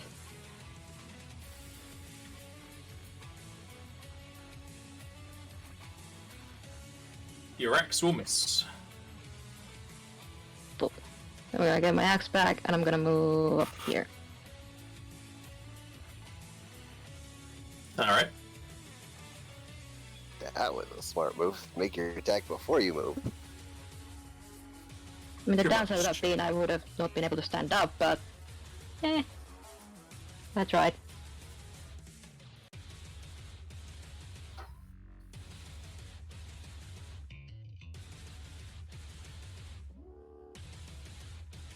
Fish. Oh, sorry.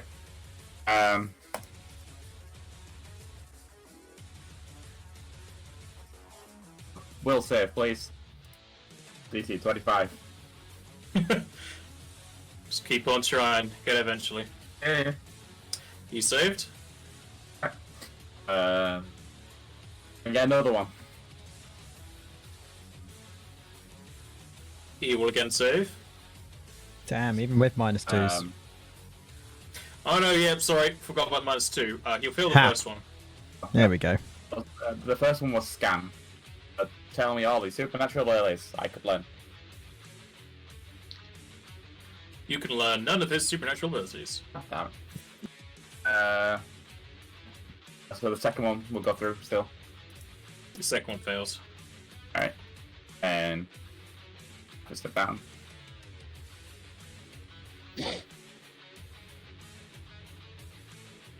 Make everyone's life a bit easier as well. Where's Joseph? God damn it, Joseph. You're the one who moved. Yeah, does this even provoke? It doesn't provoke, never mind. Alright, move. Good. Look at Brick, so let's give us all a bonus to attack rolls against him.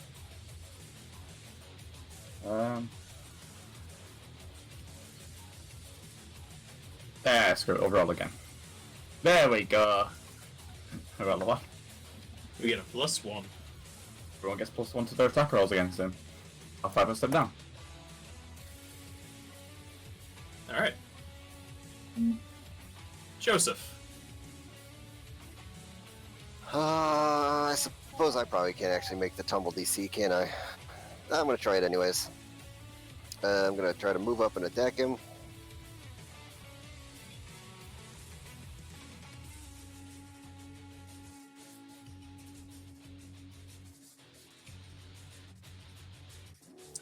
That will fail, and he shall trip you.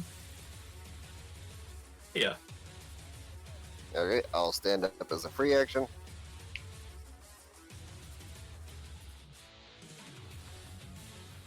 And I'll use my standard action to 5-foot step. That's it. That's not how you 5-foot step, but you can move the distance, sure. Wait, what? 5-foot step isn't an action, and you can't use it if you're also moving in the turn. You've already moved, so it wouldn't be a 5-foot step. You would just be moving. Oh. Okay. So I'll just move 5 feet then. Okay. By stepping up 5 feet. Yeah. Well, terminology versus what he's actually doing. In terms of game mechanics, I understand what you're saying. It's not a 5-foot step because it would still provoke. It's still a regular move.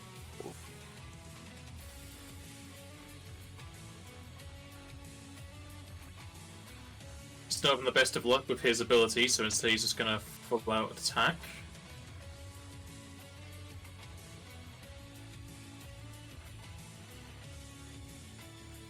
He does not have any debilitations on him anymore, and sad.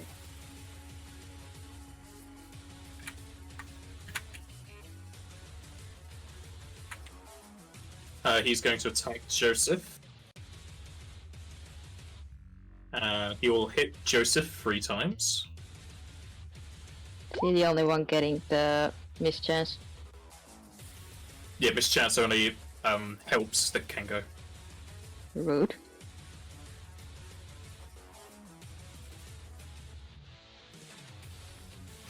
Is that my damages? Yeah, damages to Joseph's 111. Oh.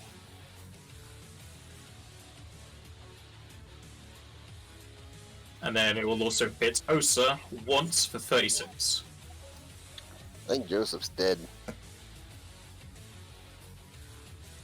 If you're at minus 39, yeah. 36.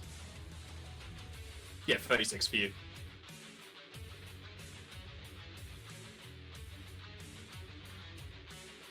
Okay. Not me.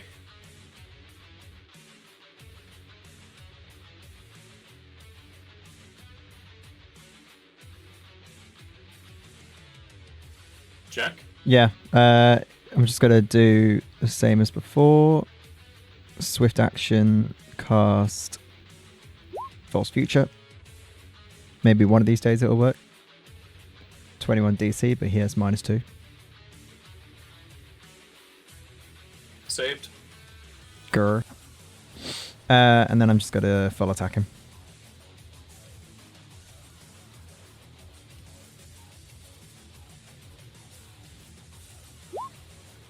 +3 to all of my attacks.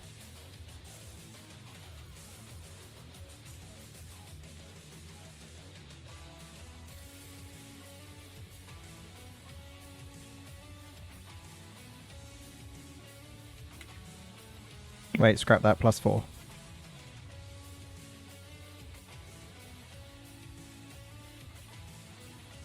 The first 2 will hit.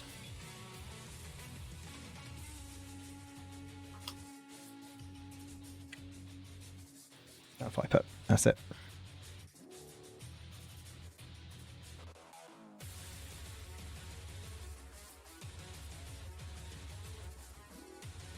Osa. We'll attack on this guy. How much do I get from Gumunch? +1. Yeah. Still 1. Better than nothing. Oh. It's 2 crits in there.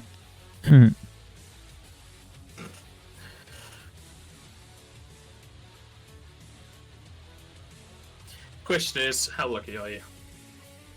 Guess we'll find out. Oh my god! You're very good at that. Not very lucky.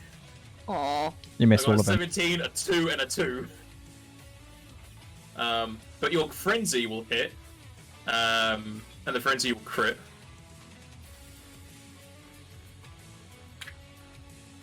So just a frenzy. Yeah, just the frenzy. Okay. And how do you want your frenzy crit to kill him? Wow, okay. So I guess how it goes, it's just after seeing Joseph go down, she just goes again like all ham on this guy and just kind of backing it into a corner until finally the frenzy strikes and just cleaves right through whatever's solid in that thing. And cleave straight through you do, as you separate its top from its bottom. It does that very slow thing where it slides off the top and then falls off.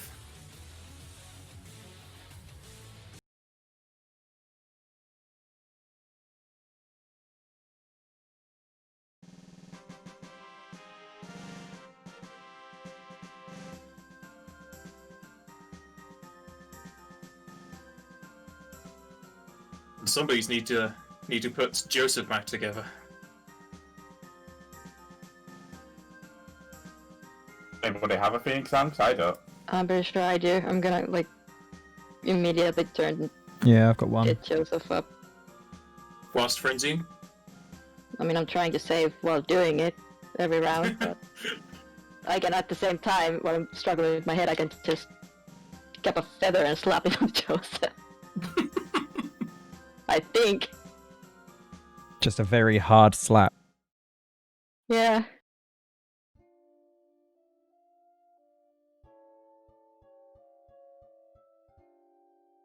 He's already dead. What's the worst that could happen? He'll have a scar and a handprint. Or a paw print.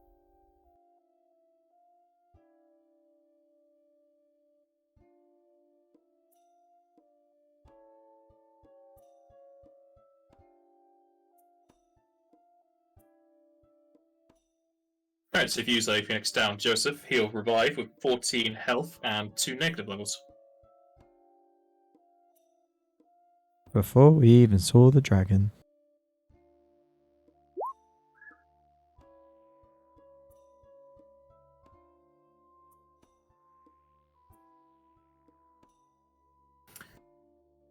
Unless some more seconds pass, the smoke will start to clear. I know there's not what I can learn, but humans is still going to test him. He's mostly muscle and sinew. It's not that good. Oh well.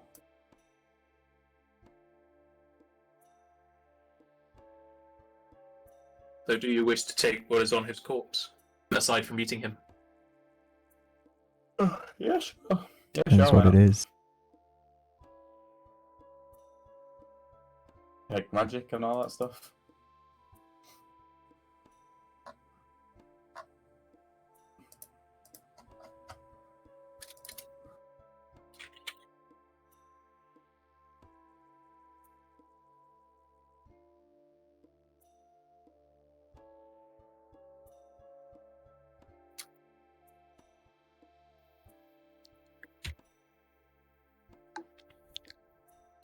The one memento.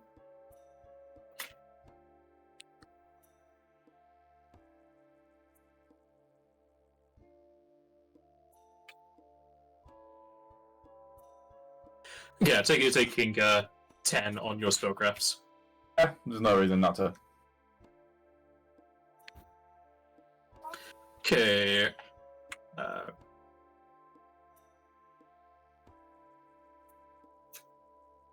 Just make a note that these are large, because he is. You'll find a +1 large silk pin at ceremonial armor, a +2 large katana, a phoenix down, and 10 shurikens.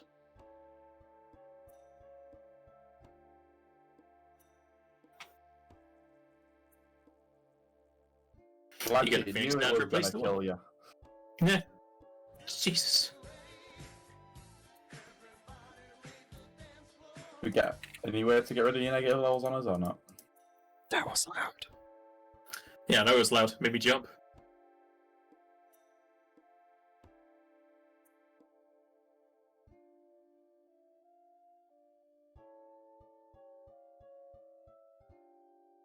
What's all the D20s?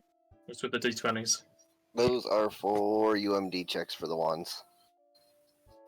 Which ones? Cure wands. Okay. So I won't be able to activate it that one time, but even with the -10, I should be able to activate it that last time after that. Is 1, 2, 3. anyone 4, taking 5. any of the gear? If not, I'll put it into the group loot. Besides the Phoenix down. I gotta replace the Phoenix down I used on Joseph. Cool. I'll put the rest in the gear then.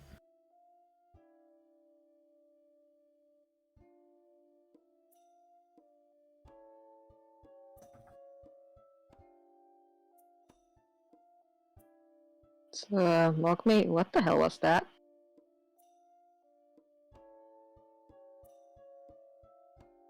What happened with the spell? Beats me, Kupo. He just kind of blacked me. Couldn't get further. I managed to get you all down safely, though. Mogman, Yeah, and we don't know much about this creature.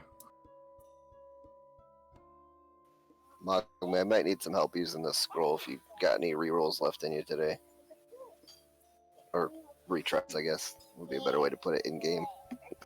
Am I allowed to reroll a scroll? Yeah. Yes, the check. Then yes, I will help you reroll it. If needed. 36 for the scroll of 1 second. Scroll of Restoraga. That would be. I think I actually made that on my own, so I don't need Yeah, it. you have a 16 wisdom, don't you? Yes. So you'd just be using the cast level. Yeah, you made that. You can use the Restoraga scroll. So you don't need the reroll.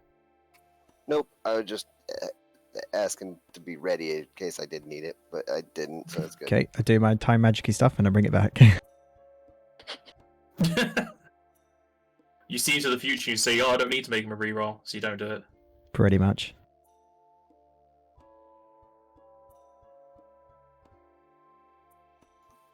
Okay, my negative levels are gone now. But I am hurt quite badly. It's already- fine. Oh, you know what? We've got 3 different wands I can choose from to do. So I'm gonna do some more wand healing if you guys are okay to wait for a little while. Do you not have any curing belts? Or could you sell all of those? I don't have a curing belt anymore. I do not either.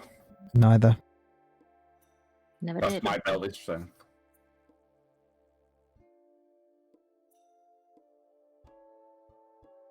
This party isn't really in for it for the renewable resources.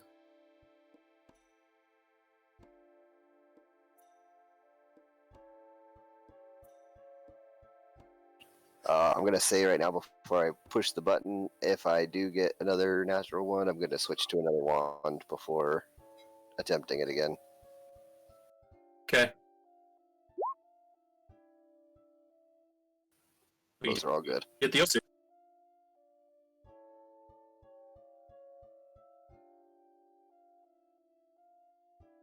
There's not really that much point putting the bonus in there since the wand is just a straight 20. And your bonus That's is true. above that. You just got to roll d20 to see if it's ever a red number.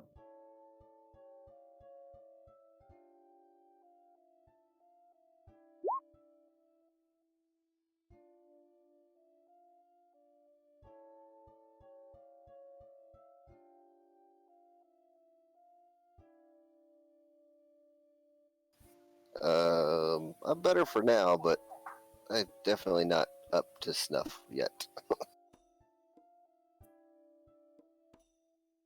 Drop one of these out there. God, that's terrible.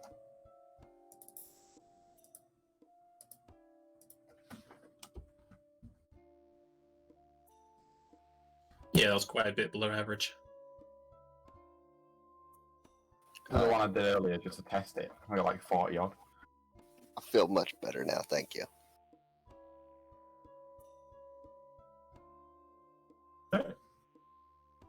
Just go on foot from here. Need to remove 14 charges from the wands. Agreed, Kupo.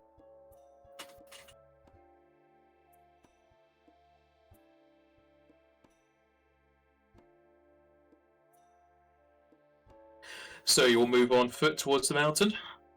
Yeah. Mm-hmm. Okay, and as you walk your way up to the mountain, we shall have our break here.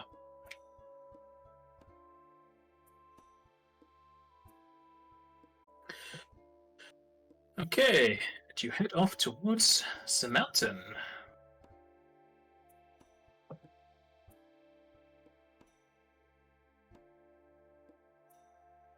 Following the directions given by Azame, your group will come to a rather large mountainside, with grass leading up to the base of the mountain.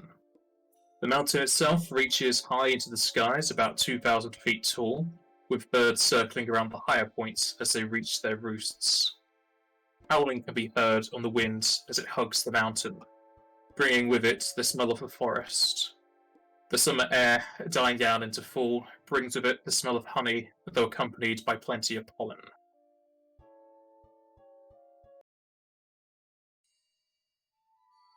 The ground is soft underfoot, possibly due to some recent showers, helping the nearby grass to create an overgrown site to the area around the base of the mountain. Circling the mountain for a while, your group will come across its southern edge, a gaping maw leading inside. The light from outside only reaches a short way into the cavern. Grass turns to a smooth stone, a mixture of black, brown, and grey, as if the minerals in the rock have blended over time due to showers and plants meshing with the rock. The walls stick to a more brownish hue, carved by hand or magic. Right angles and sharp turns betray the secret nature of the cavern, as well as leading anyone to believe it to be inhabited by sentient beings.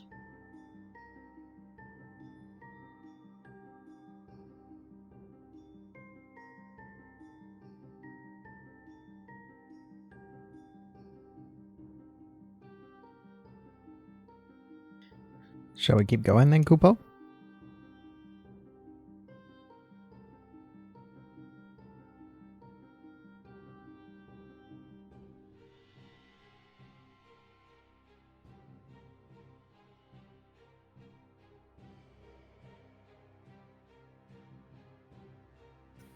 Should we be looking for traps, you think?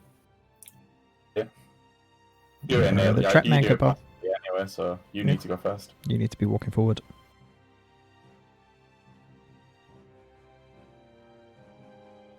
Stars, anything hidden?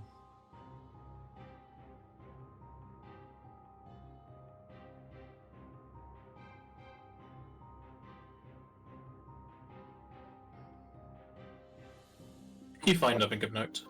You have a passive thing where you just... Yeah. Yeah, I do. Yeah, so you don't... No point stopping and starting every 10 feet just to... He gets a bonus if he does it manually. Alright. Taking a few steps into the caverns of the mountain, the party starts to hear the echoes of both their footsteps, but also that of crackling fire, leaves brushing against rock, and the faint sound of quills to parchment. The temperature rises ever so slightly as the air becomes still. A calming sense falls over the party, the caverns seemingly giving off an aura of home and inviting them in. And you can make a knowledge arcana check if you have it trained.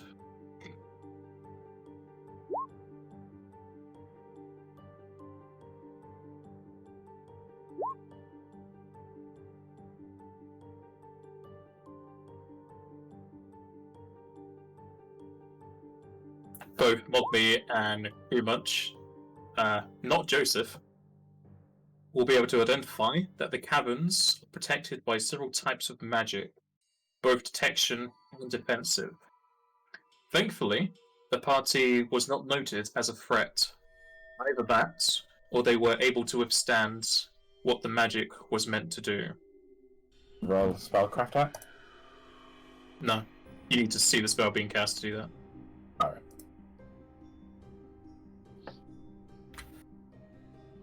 Following the entrance hallway, around 40 foot into the cavern, the light from outside starts to dim somewhat, leaving the rest of the cavern dim, if not pitch black. I should have dark vision now.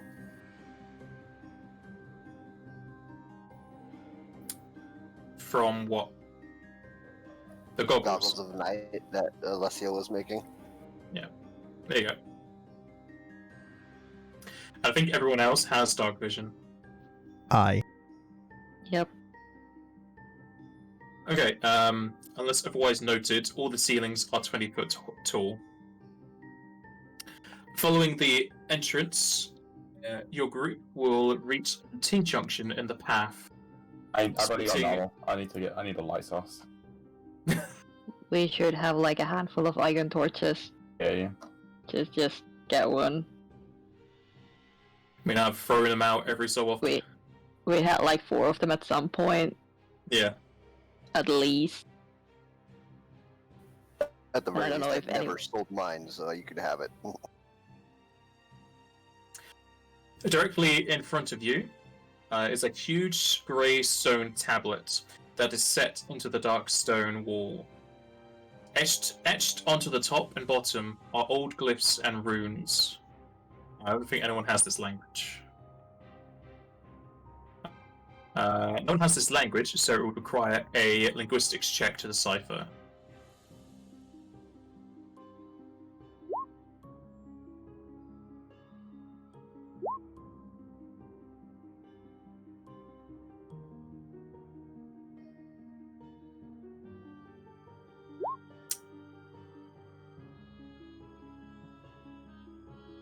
Are you sticking with those? I don't have any way to change it, so yes, for me. Goblin has rerolls out the Yeah, ends. I'm just thinking. I'm gonna try and reroll mine. Hopefully I can get a bit bigger. I mean, Kumach is higher than you anyway. You've got nothing to lose except the moat You mean or hiccup? hiccup. You know what I mean. Can't go above Okay. 10. Or at least I hit 10. Thankfully, Kumach is able to decipher it. The translated text reads, "The azure waters wash over the rivers of red blood. The violet flow of mana returns life to the green world. The green world revitalizes its muddy earth with the light of the yellow sun." Between the scripts in the center part of the stone are several fist-sized spherical holes, sat in the center of indented, rounded square vats of some sort. A total of 11 vats sat within the stone, each with their own spherical hole. Coming off from each vat is another set of indented lines, some vats housing several lines. You can easily deduce that you would need to find something to place into the indents, possibly some form of rock or gemstone.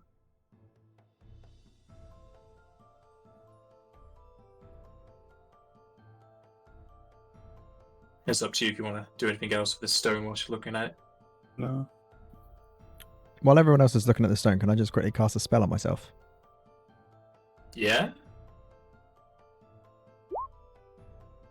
Okay, done. Okay. You can now fly.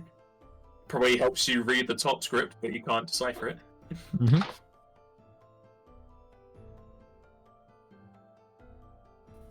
Is this thing magical? Is someone using detect magic? Sure. I'll be keeping you detect the magic up in case. Like, I might see something magical, like a magic aura coming off of something we don't normally see. I mean, this whole cave's magical.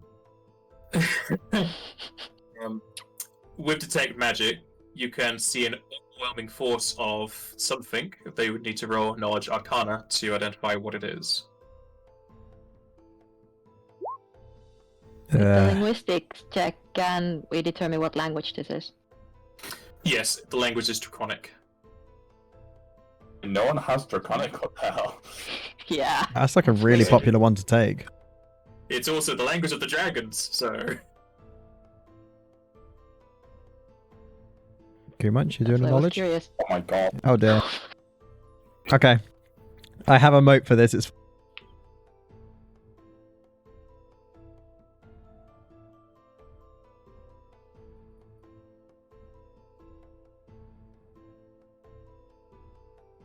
So I get a +8 to my knowledge roll this time. Uh-huh. Ew. +8 to that. Okay. You will be able to identify that it is a overwhelming force, chronomancy, with a teleportation sub-school of magic.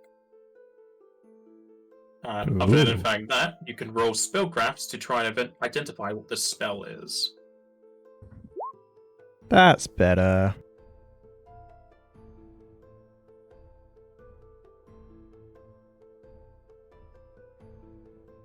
That's better. That's much Even better. better. I'm at 21s and 20s already. It's awesome. Both of you will be able to identify that the stone has the spell Plane Shift placed upon it, though it is in a dormant state. If the party were to activate the tablet by placing whatever you have to place within these indents, you could use the stone to transport yourselves to a different plane. From this side of the teleport, it is impossible to tell if there's a way back, though since it is tied to a stone tablet in this fashion, it is a good guess that there is a linked tablet on the other side of the plane spell. I have this spell.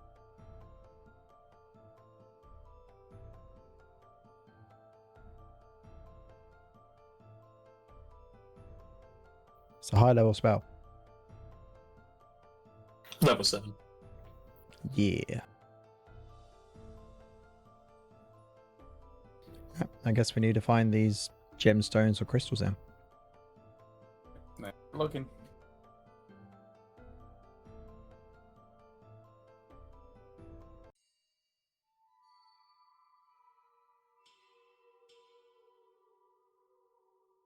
Alright, let's keep going. You do in the Joseph, go normal first. follow the left wall. Yeah. Yep.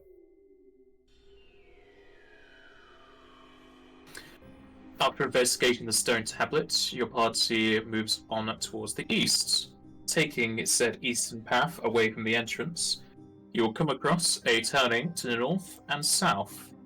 The southern turning having some form of light source, as a flickering light can be seen leading its light into the hallway. Following the east hallway further to the east, your group will approach the southern turning as the light becomes more clear. And as you get closer, the smell of ink can be smelt in the air, mixed strangely with that fragrant flowers. At which point you can all make perception checks.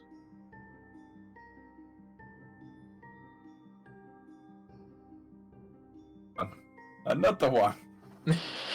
My God. Get a lot of crits today. You're all able to make out the tapping of small bare feet onto the stone floor, accompanied by the scribbling of scribes. You're also all able to make out a serene, harmonizing humming from what would seem to be women. And reaching the corner of the turning, you can peer inside of the room. Immediately, you can spot several crates stacked in the western corner. The light you noticed before radiates from dancing fire spirits, 3 in total. And you can roll spellcraft to identify those.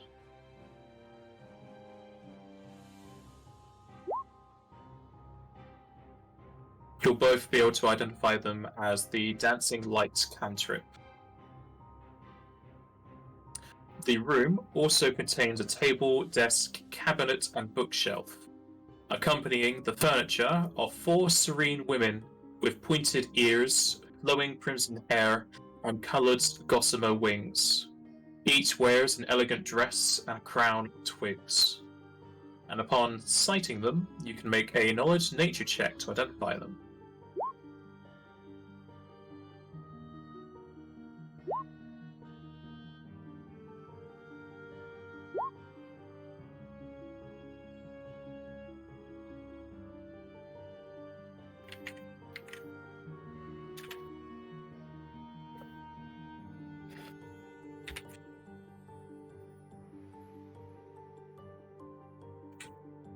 Joseph doesn't know what they are. However, you know that these are Sidhi, the same description I gave. And aside from that, you will know that Sidhi are a friendly species of Fae, whose array of detection abilities will likely know of your party's approach, but are not acting against you. Do they know what language they speak? That'd be one of the traits you ask.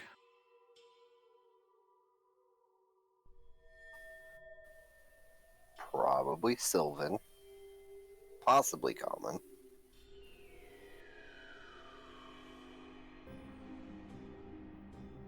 I'm tempted to ask what language they are. See if we can speak to them. Do it. I've one of those. That's one trait. Any other traits you want to know? Special abilities, I'm assuming. Yeah.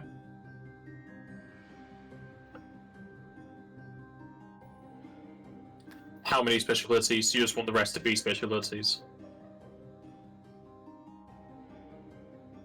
Weak is saving there, and then yeah.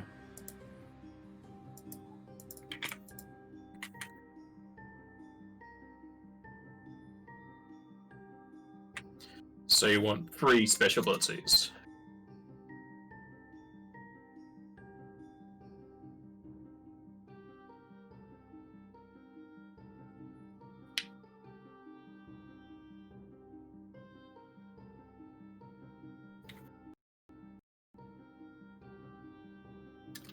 Okay. Their languages are Common, Sylvan, as well as having a constant effect of tongues, so they can speak and understand any language. They have their weakest save is Fortitude. They have Angel Whisper, where once a day they can heal themselves or an ally 3d6 plus 12, as well as giving them re-raise for 1d6 rounds. They have Charmed Life, where they get a +4 luck bonus against any figment-based illusions and compulsions. And they have Lift Arrow, where they shoot an arrow within 60 foot, and if it hits, it deals 86 wind and inflicts silence.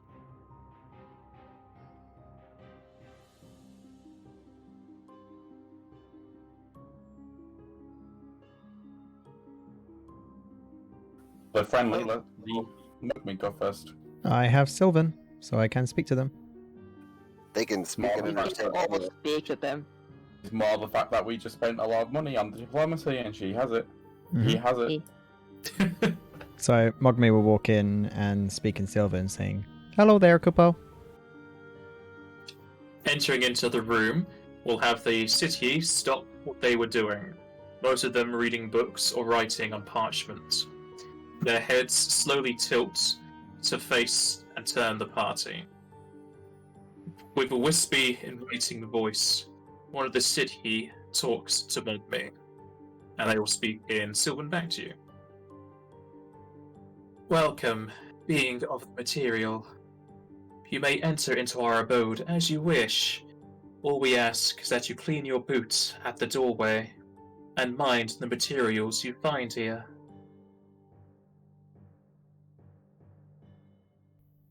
That sounds a good enough deal, Kupo.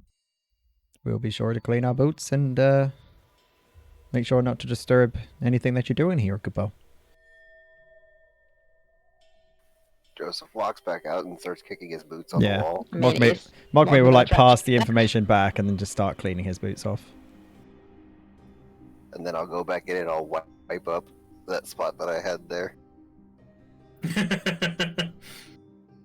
And then Mogmi will just be like, remember, Sorry for being rude. don't disturb anything that they're doing. Let them carry about how they were. Can we have a perception in here to see what's in here? Or what they're up to? Or what they're scribing? You can roll perception, sure.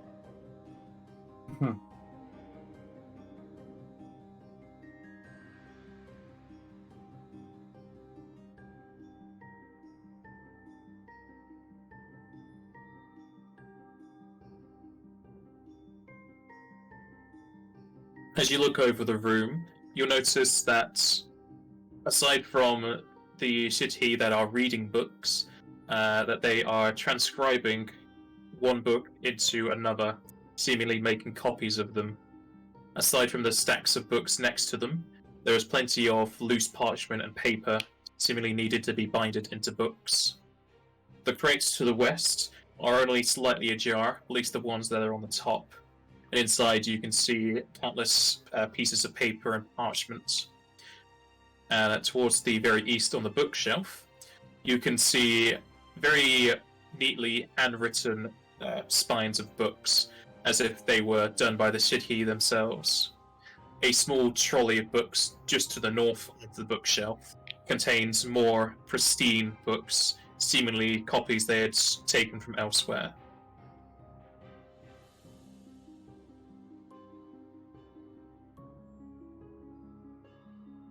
I'm just gonna go wait outside.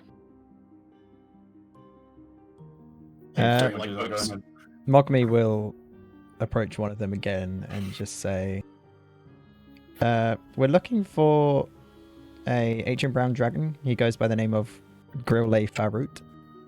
You wouldn't happen to know where he is, do you, Kupo?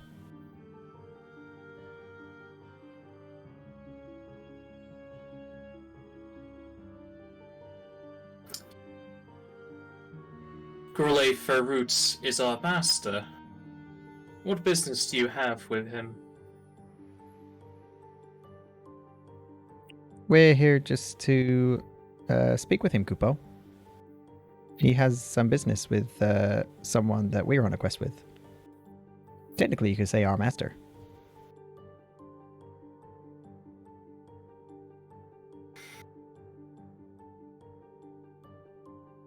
Then, to meet with our master, you would need to use the stone tablet within the entrance. Aye, Kupo. We saw that as we came in. But it seems to be missing its gemstones, by the looks of it, in order to activate it. The tablet is for personal use. Only those who know how to get to his plane may go there. And if you do not know, you will require the keys that are gifted upon you. Would you happen to know where to find these keys, Kupo? Why would one require the key, least of all wish to meet our master? Like I said, Kupo, we wanted to talk to him.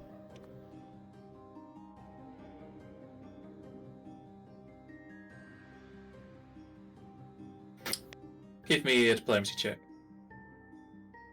Trying to see if that item's working.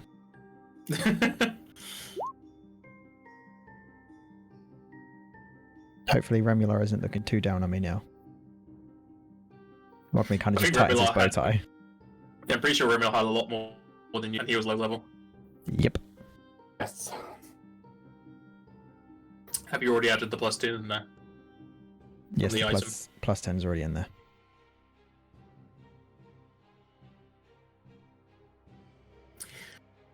If you require an audience with our master, we ask for a trade of service. Sure thing, Kupo. What do you need? Our work is tireless, and your kin are much more apt at copying. Help us copy these tomes, or purchase copies from your cities for us.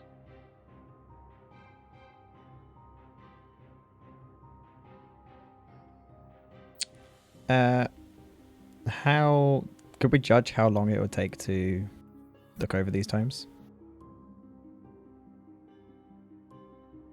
To copy over the tomes, it's going to take you 24 hours to do so, though a linguistics check will make it faster.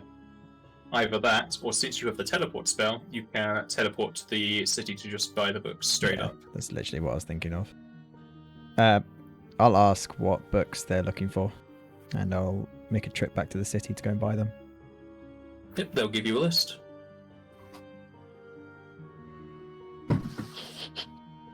Alright, don't rub it in. Had to look it up. Mm-hmm.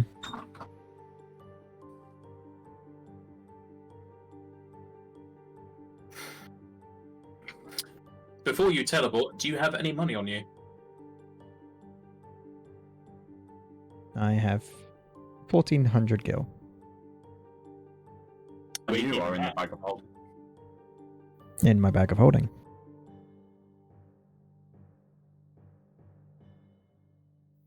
Would Your I bag be of able holding or our bag of holding, which is an Osa. No. Mogmi's got a bag of holding. Alright. Bag of holding 2. You got a lot of character capacity if you can hold that. Mm-hmm.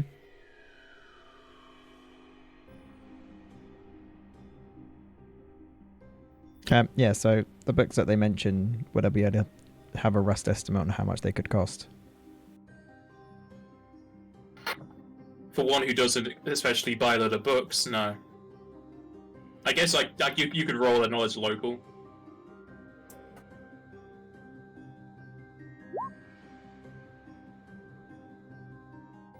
It will cost you around 1,000 gil.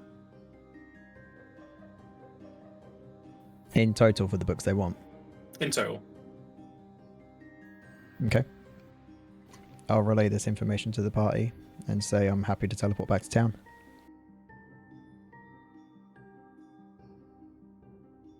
Is it gonna be safe to teleport? With what happened when we got here? When I Yeah. teleported here, I know that there was an orb that stopped me. I'm assuming that orb was the enemy we defeated. So did that orb disappear? There wasn't an orb, there was purple lightning that shocked around whilst you were teleporting. Then after you teleported, the lightning formed into an orb that summoned the Kango. Like, do we know, like, can we trust that that was like a one-off thing, or is that just the protection of this mountain, or is it gonna, basically it's gonna be okay to just teleport again? These people. Hey guys, if my friend here teleports away, would he be able to teleport back here safely? The mountain has many defenses strewn about, both physical and magical in origin. Teleportation is heavily guarded against, as our master has plenty of enemies. We can make an area here that your friend is safe for teleporting. That would be amazing, good pal. One of the Sidhi will float out of their chair as if made of water as they hover over to Mogmi. She will bend down as she pinches your cheek a bit as she pulls off a bit of your fur. Ow. Placing it on the floor, she makes a circle with her finger as she makes a very crude runic symbol on the floor for you to stand in. That spot will be fine for you to teleport. Thank you very much, good pal. Are we splitting this cost, or you're making me all pay 1,000 gil? You're the diplomacy guy. Hmm. I'll put in 250.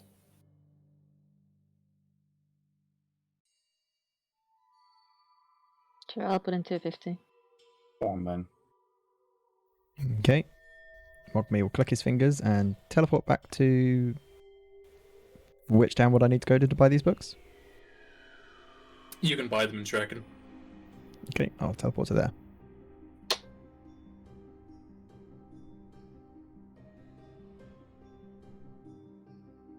Teleporting back to Zrekin, you'll see a buzz of activity just as before, though slightly died down as the Colosseum has ended.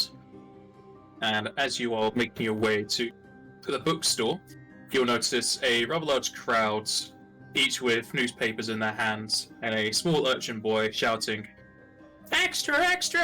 Read all about it! Outsiders amok!" Mogmi will approach and ask for a newspaper. That'll be a gil, please, Gov. He'll pass a gil over. Thank you very much, sir. Have a good time reading it. Thank you, Kupo. The boy hands you over a newspaper, and on the very front is a incredibly large image, as if it was taken via either some newfangled technology from the Fel or some magical spell. And it depicts 3 very large portals in the sky above what seems to be field with some trees. On the planes themselves, you can see Axel Phoenix battling with several outsiders, though most of them seem to be of the demon and daemon variety. The newspaper has a very long article about the ever-increasing numbers of portals and outsiders, and plenty of reader comments put into the newspaper itself, giving praise to Axel Phoenix for his deeds in helping to deal with the issues. It continues going onwards, as well as some rumours and particular insights to the ongoing threat, and it's even made its way into the papers that Axel is looking to join the Divine Destroyers. Mogmi will pocket the newspaper to show the party later. And continues to the bookstore. Continue on your way to the bookstore and you'll reach one. Do you say anything in particular or you just get the books? I'll come into the store, ask the clerk that's there if they have any of these books in store, and then go and find them. As luck would have it, he has all of them in store, and you'll notice that all the books that the city asked for are works of fiction, mostly around fantastical stories of magic and adventure.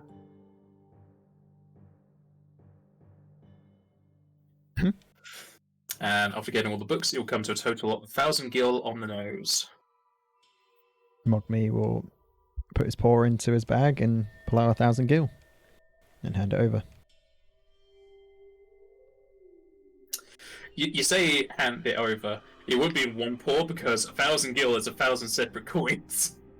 You were doing it like with several paws. Yeah. But yes, I get what you mean. Just shoveling it out. Mm-hmm. Yeah. A few seconds, rather minutes, will go by as you hand over the amount of gil required, and you'll have your books. Mogmi will thank the clerk and walk out the bookstore. And then we'll click his fingers and teleport away. Back to where he's meant to be. And you'll teleport back into the room, where your compatriots are getting rather bored. Mogmi will greet himself again and say, I have the books for you. Goodbye.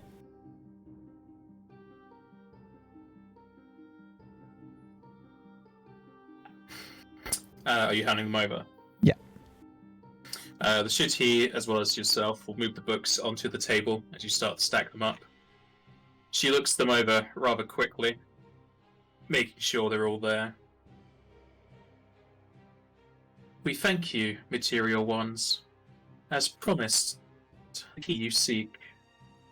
At which point, they will hand you a green gem the size of a fist. And it's pretty weighty in the hands of Mogmi, because that'll be the size of your head. Place that within the tablet to let the to let the grass of the world grow over the earth once more. Though 3 more keys are required, you may find the holders of such in the rest of our home. Thank you for your time, Kupo. And Mogmi will take his leave.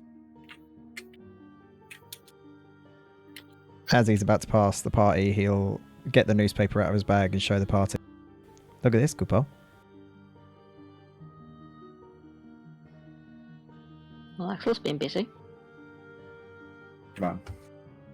There's a lot of portals opening.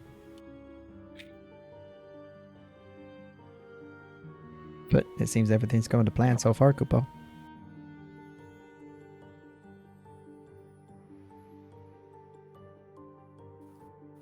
What shall we carry on? Yep.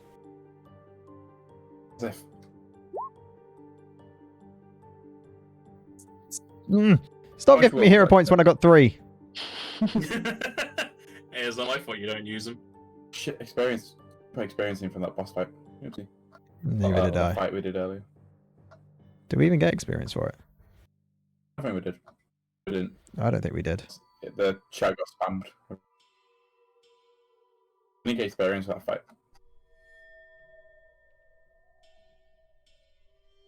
No, Yeah. we didn't. No experience. You did not. We didn't. One moment. If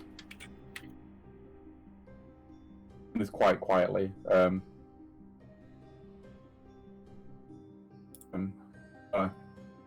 Some rubbish up why would need to go to a graveyard. What? I want to eat one of them. I want them abilities. I'm not just Hmm. going to kill them. I want a graveyard. I'm asking either Mogmi or Joseph, who can speak or / lie a lot better than I can. Ask them. Ask Come over there. Ask them if there's a Graveyard where they bury the graveyard dead. for where they bury their sisters and brothers and friends. But don't say, oh, where you bury your sisters and brothers. Just graveyard for some random reason, like praying or something other than that.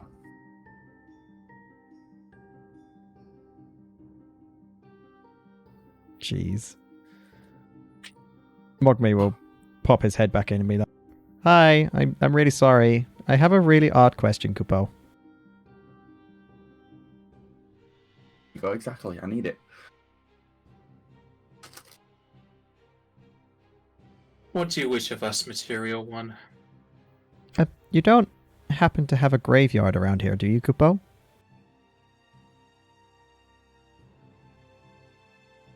A graveyard? Hi, Kupo. I'm asking for a friend.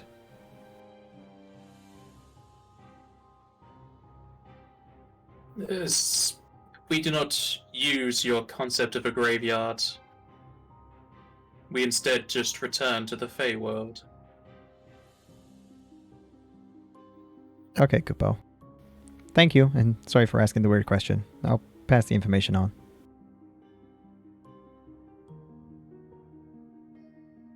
And as you move to pass the information on, Joseph will do a very comedic full stop with his heels as they skid on the stone floor as he notices a trap. Oh, Out, I see a trap. where What bloody do I notice re-raise it? ability. What was that? Fish? Saying I want that bloody angel whisper. Well, you're not being a murder hobo, so you don't get it. Oh, terrible, isn't it? Where do I notice the trap at? Here.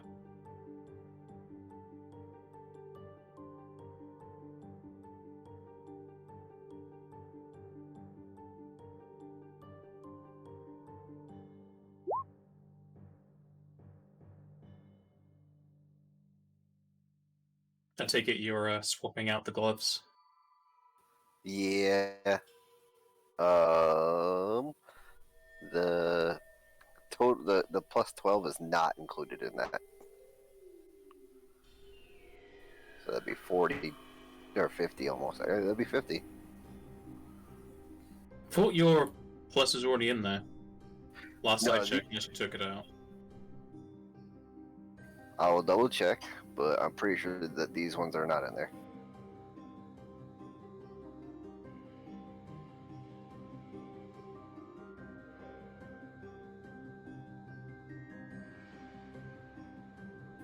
Yeah, no, disable device doesn't have anything actually added into it. It's just the skill ranks. And oh, wait, no, there's a plus 5 for the gloves. Yeah. So the gloves are in there, but the new thieves tools ones aren't. So the plus 12, which is the 10 from the enhancement and the 2 from the, or 10 from the 2 from the circumstance, 10 from the Competence. competence. There we go. Words from the Yeah. thieves tools. But the tools I have never had in there because we have the 2 different types of tools. Well, I used to have it way back when, but when we figured out I had 2 different types of tools, I took both of them out. So now those 2 are separate.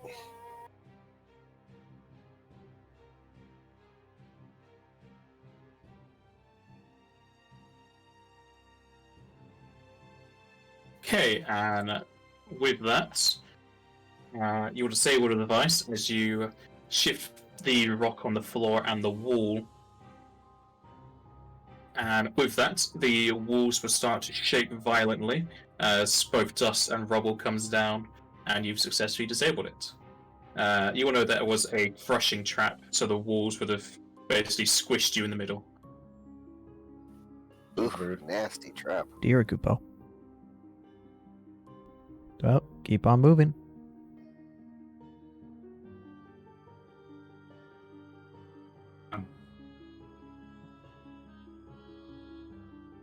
As you move forward, you will again skid your heels as you find another trap. As another trap is right here. Oh dear Kupo.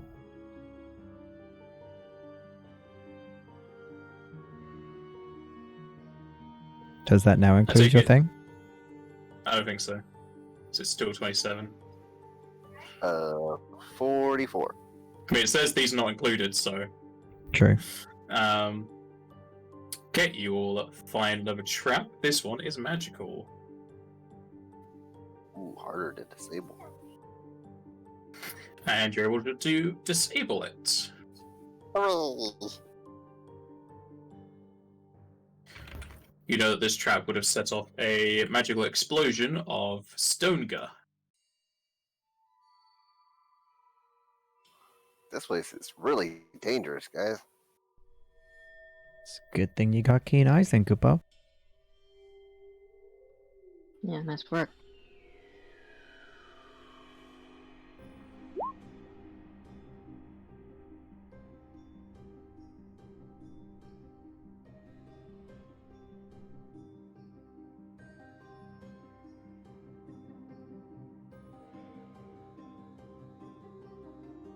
Moving north through the second of the eastern hallways, you come to a turning towards the west, leading into a much larger room.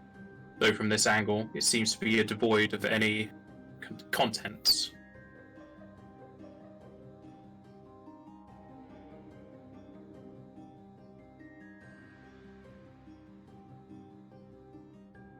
So I was just gonna wipe her feet just in case. Mm-hmm, so am I.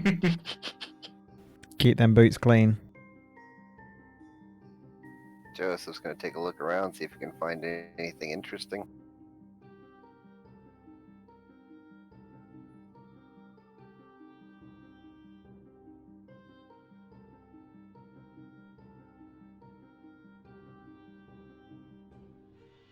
Go on. That's sick. Hey! Good job. So you searching the whole room, or just this doorway? Whole room. And we can split up and start heading out and searching different areas.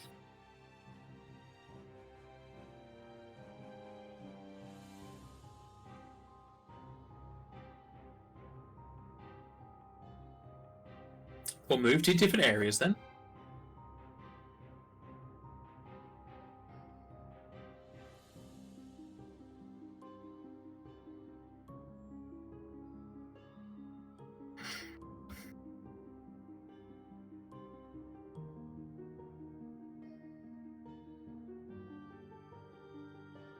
As you move to search about the room,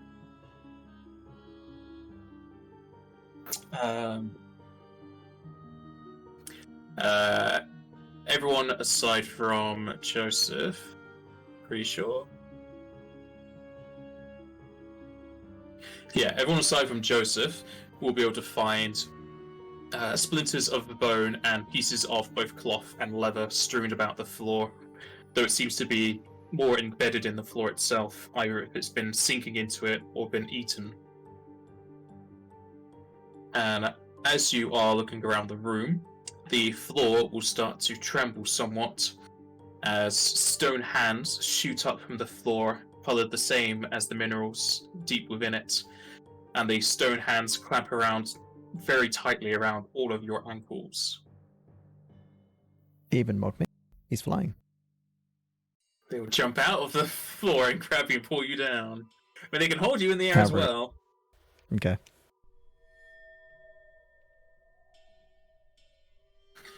As this happens, as well as the rocky hands gripping onto your legs, you feel your bodies and your minds being searched as if something was slithering around inside of you. And you all need to make will saves.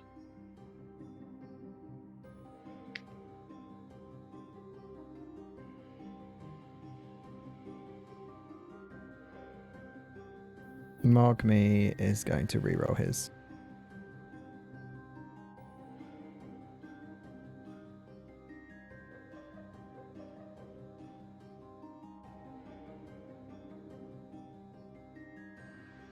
Not really much better, but sure.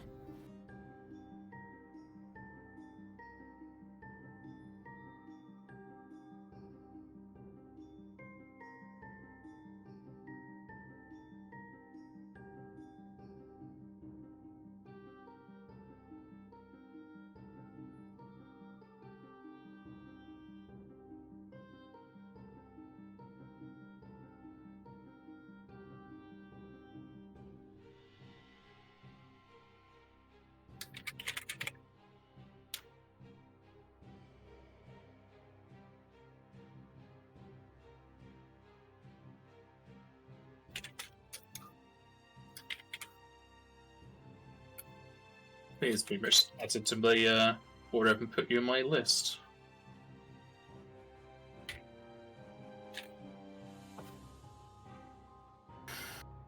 Okay, Mogmi and Osa. You feel these stone hands loosen somewhat around your legs, though still keep a good hold against you, though it no longer pains you to be held this way. However, both Kumach and Joseph, you feel the slithering reach into your minds, and Joseph, you feel as if they're reaching into your memories, and you're able to will yourself against it, thinking instead about repetitive actions like searching for traps and disarming locks. The only thing the slithering is able to get from you is how to be a good thief. Whereas Kumach, the slithering wraps around tightly onto your brainstem, digging in deep into said brain, and whilst they find mostly good recipes, or at least just how to eat a lot of food, they seem to pierce deep into your very long-term memory. You feel flashes into your head as they move to you, even your vision. You see past events from your life being replayed, a bit blurry and jumbled as you've forgotten them over time. Though it brings you back to memories of times you weren't exactly the best self you could have been. Times you went against the normal laws of the world, or things that would have put people off of being in your presence. And you feel a very overwhelming sense of self-doubt, as well as that of being a bad person, as you start to feel very, very low.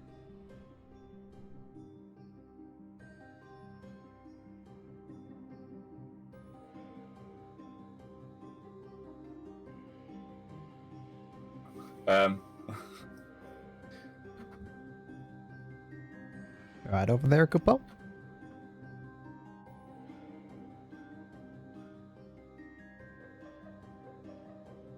What is happening?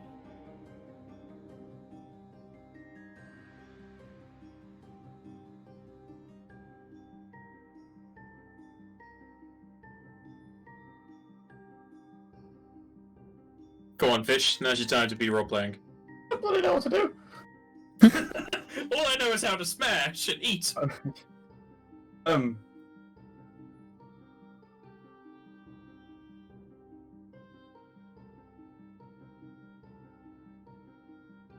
Life anyway, so there's no difference. I did not hear the first part of that. Well, I do, like, in real life, when I'm depressed, all I do is eat and punch things, so there's no difference here. I've been playing this for a while now.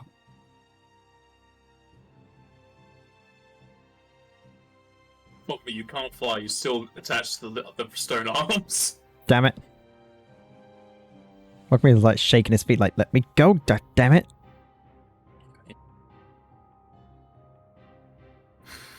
As you struggle against the stone arms, they tighten yet again against you, Mogme. I don't know what to do. How can I? I don't know.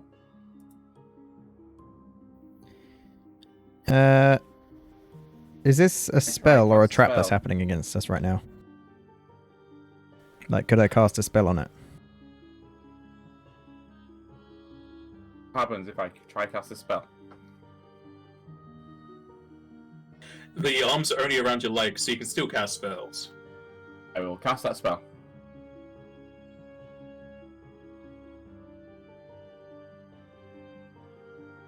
Attack. Wait, I'll attack the hands holding onto Osa. Give him a bite. He's hungry. He got You didn't sad, get to so eat he's those eating. sushi from before. Hmm. Alfalfa. Really not happy. Do it bludgeoning damage because I can. You bite deep into the stone hands around Osa's legs, and whilst you do a considerable amount of damage, the hands tighten incredibly hard around Osa. Give me 1 moment. Ursa's ankles are getting crushed. Osa's ankles start to get crushed as she'll take 24 damage. Ow. Rude. I'm sorry. Can I roll a knowledge or anything on this? Yeah, be knowledge arcana. Can I attempt an escape artist check? You can try. I'm just gonna start taking 10s on these. I can do it. I can take 10s on all knowledges, so I don't see why I'm not.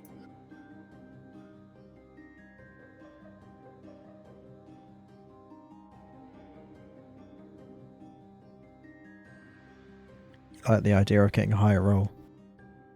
Are you going to stick with what you got? No, I won't. I have loads of motes. I'm just going to use. I can't do anything. +8 to this knowledge roll. 49.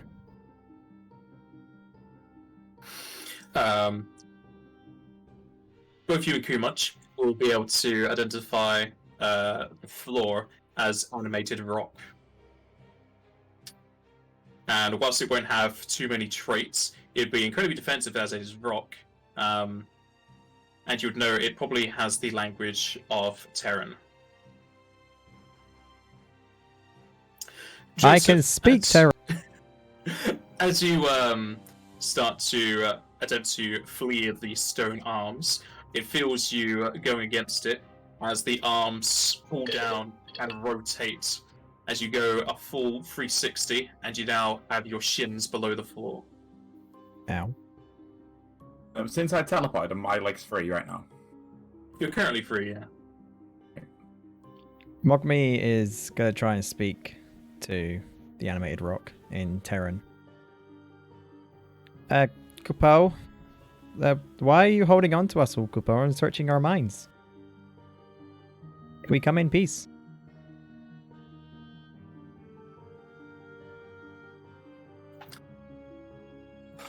The rock trembles somewhat as the floor starts to shift, the colours moving in a weirdly wave fashion as if made of water, as a face forms in the rock just below Mogme. A mouth forms as well as it starts to move around, echoing your voice.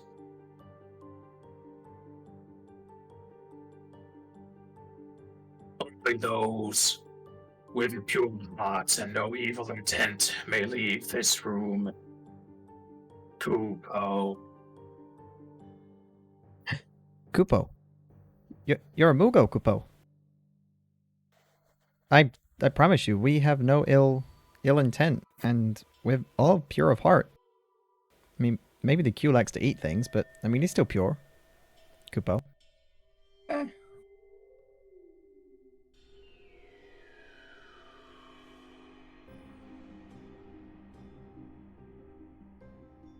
We all make mistakes, Kupo. but we're all here to prove ourselves.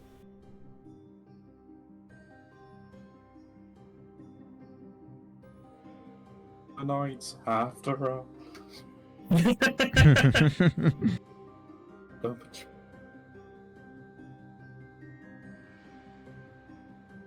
Pureness, thy claim, though many deeds, so Pupo.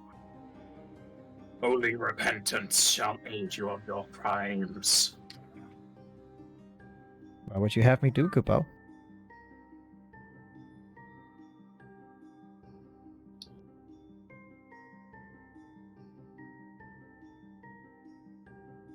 The rock, though devoid of emotion, has a puzzled look, as if you did not listen to what he said. I probably didn't understand then. You were breaking up a bit with your rock impression. My rock impression. I could do Dwayne instead. Yeah. He said, purify you claim, though your actions are your actions are crimes, you have to only. Okay, I'll get to it again.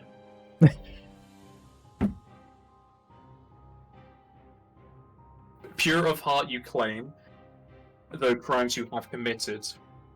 Only repentance will aid you of your crimes.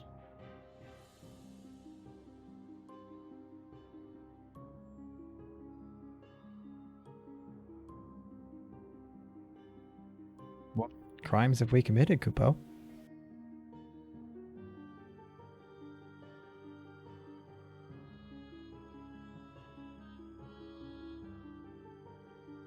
My food doesn't make it a crime.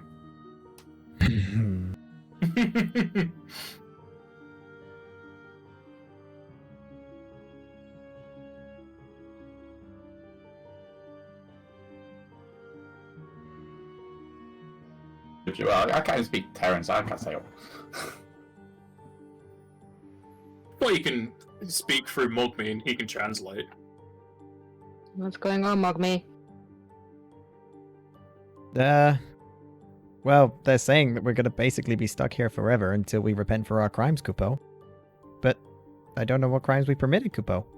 And now he's just looking at me and not talking.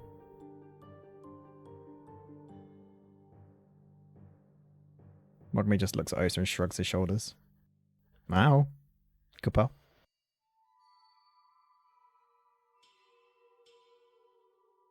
Haven't really committed any crimes either.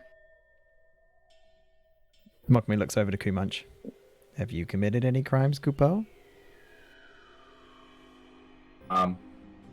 Remember, probably.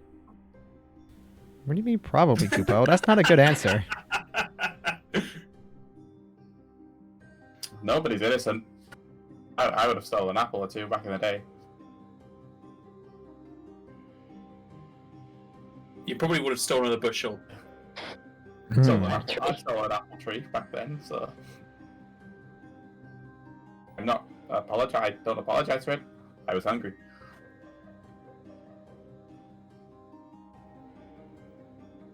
Mogmi would just look at Kumunch and just tell him, look very sad. The coup over there, Kupo, as he speaks back to the Rock and Terran, is apologetic for stealing an apple tree all those years ago. As you can tell from the look on his face, Kupo.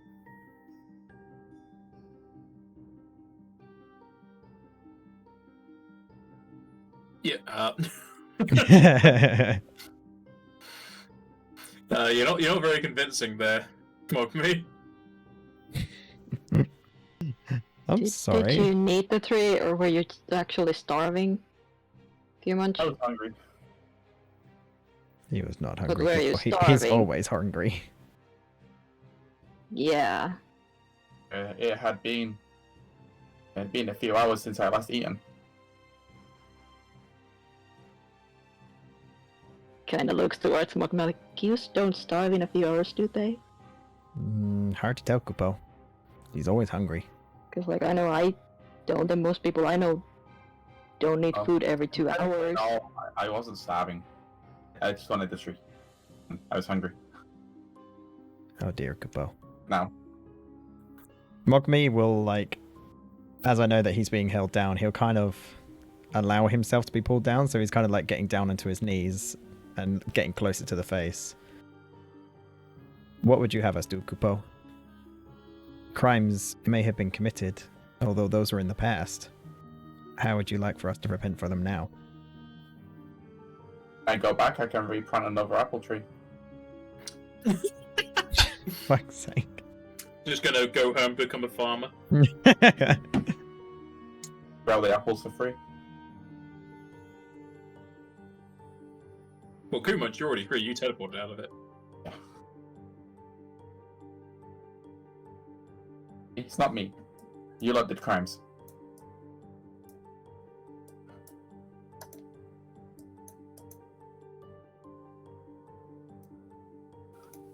I'm super sorry for all the crimes I've ever committed. Yeah, the thief is the most likely of the ones to have committed all of his crimes.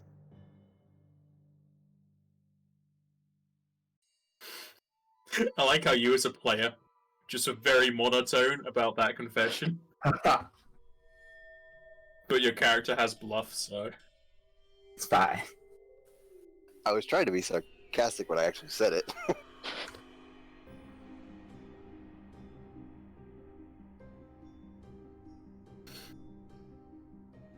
Joseph will be jutted out of the floor as the rock acts as an elevator.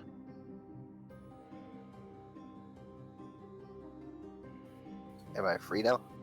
Yeah.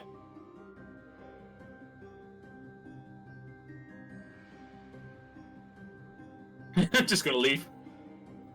Mogmi would just look over to Osa and be like, "What crimes have you committed, Kupo?" Be naughty. No, well, not crimes, but I have hurt people. That's why I'm out here trying to be better. Like, you've seen me on the battlefield, that's what I'm trying to do, trying to control that, so I don't hurt anyone I don't want to. Mogmi will speak back, and on behalf of Osa, basically just say she knows what she's committed, but she's working on bettering herself. And Mogmi will kind of look down and be like, to his knowledge, he's committed no crimes. He's always been of pure heart. Does everything in best interest of everyone. Uses his time magic for good, never for evil.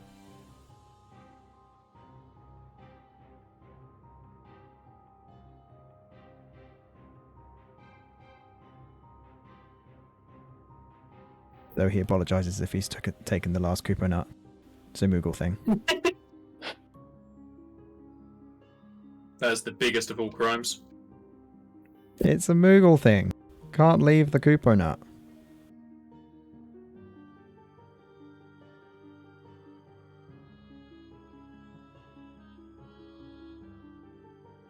Roll me diplomacy.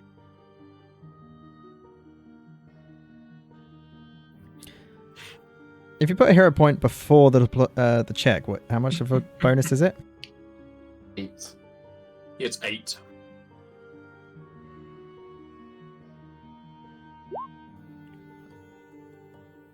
Can I reroll that? Oh, but it won't have the hero point check anymore. Not with the plus 8. I'll keep it.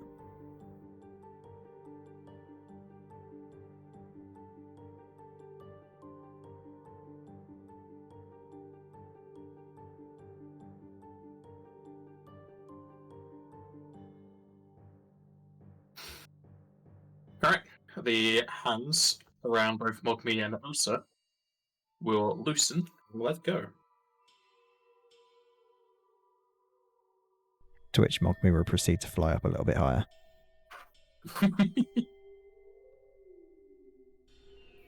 Mogmi will kind of like slowly fly out and be like, all of this because of a bloody coupon nut, goddammit. Party people. A shifting of rock will then be heard and seen. Mogmi will look back. As a small platform be raised on the southern side of the room, atop which is a spherical object. Mogmi will fly over.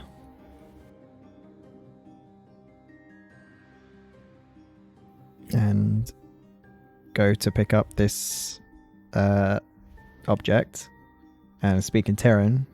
Thank you for your generosity, Kupo.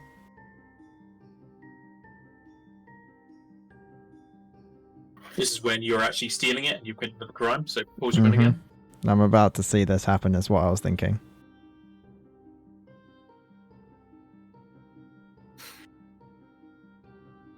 As you pick up the spherical object, it will be a blue gem.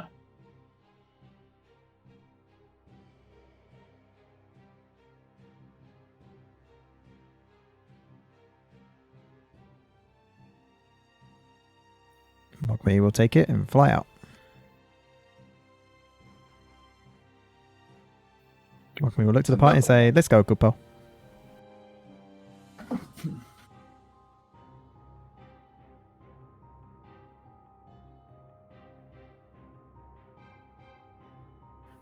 Since we had those couple traps back there, Justin was going to actively search for a couple.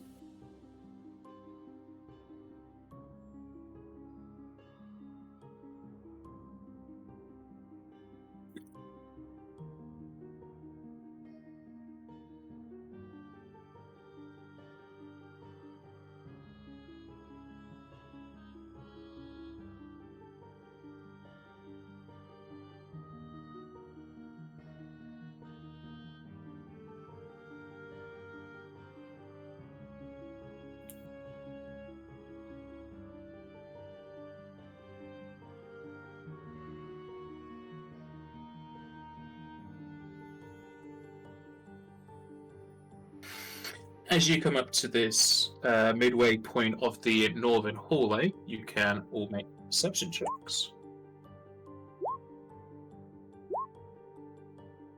Perceptions have been so good. Jesus Christ.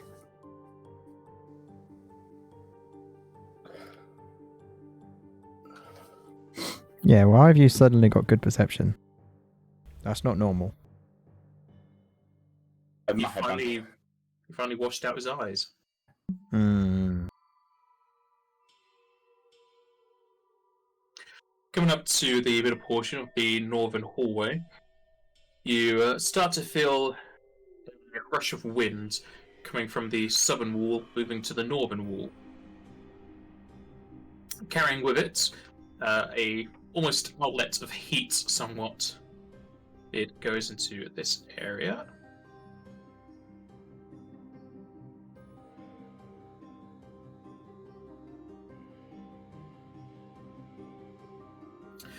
With it, you can hear the whistling of the wind as well as the chirping of birds. Aside from that, it brings with it a waft of honeycomb, and as if water was rushing against stone, an almost misty feeling as well. What's happening, Kupo?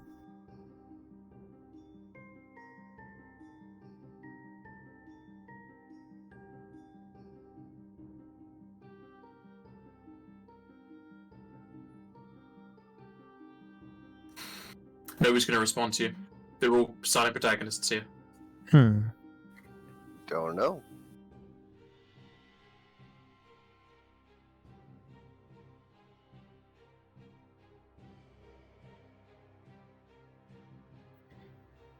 Okay, can I roll anything like a knowledge or a spellcraft? You can roll a knowledge planes.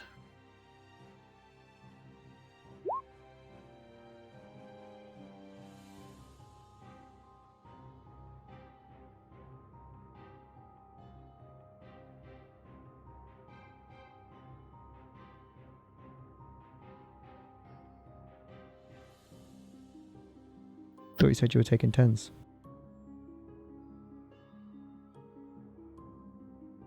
But with an 18, those 20s he's been rolling. Does he really want to risk taking a 10? True. For a 1, 0 a 20.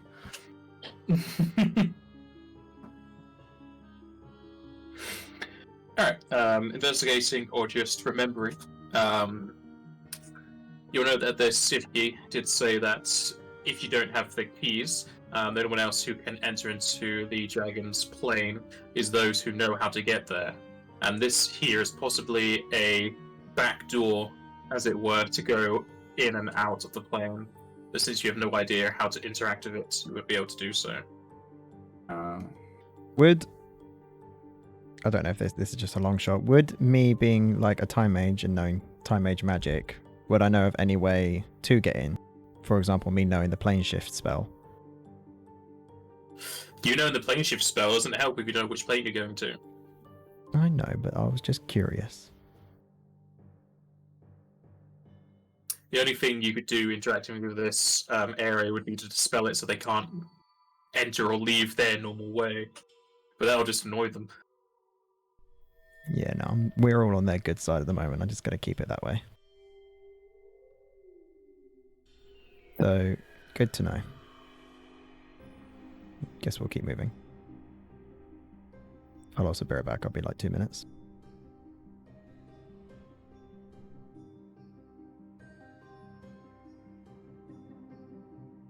I gotta go. Mind if you carry on. I don't know. Well, we can stop early here, so... Don't mind. Yeah. Hey. Bye, fish. Bye.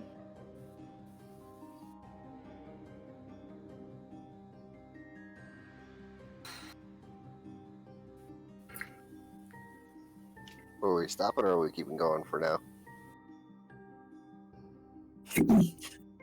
We can stop here. We were going to stop in a few minutes anyway, because it'd be a point where we don't have enough time to do the next part. Okay. The fish has had to go early, so we're going to be stopping here. Check. Alright, we'll do.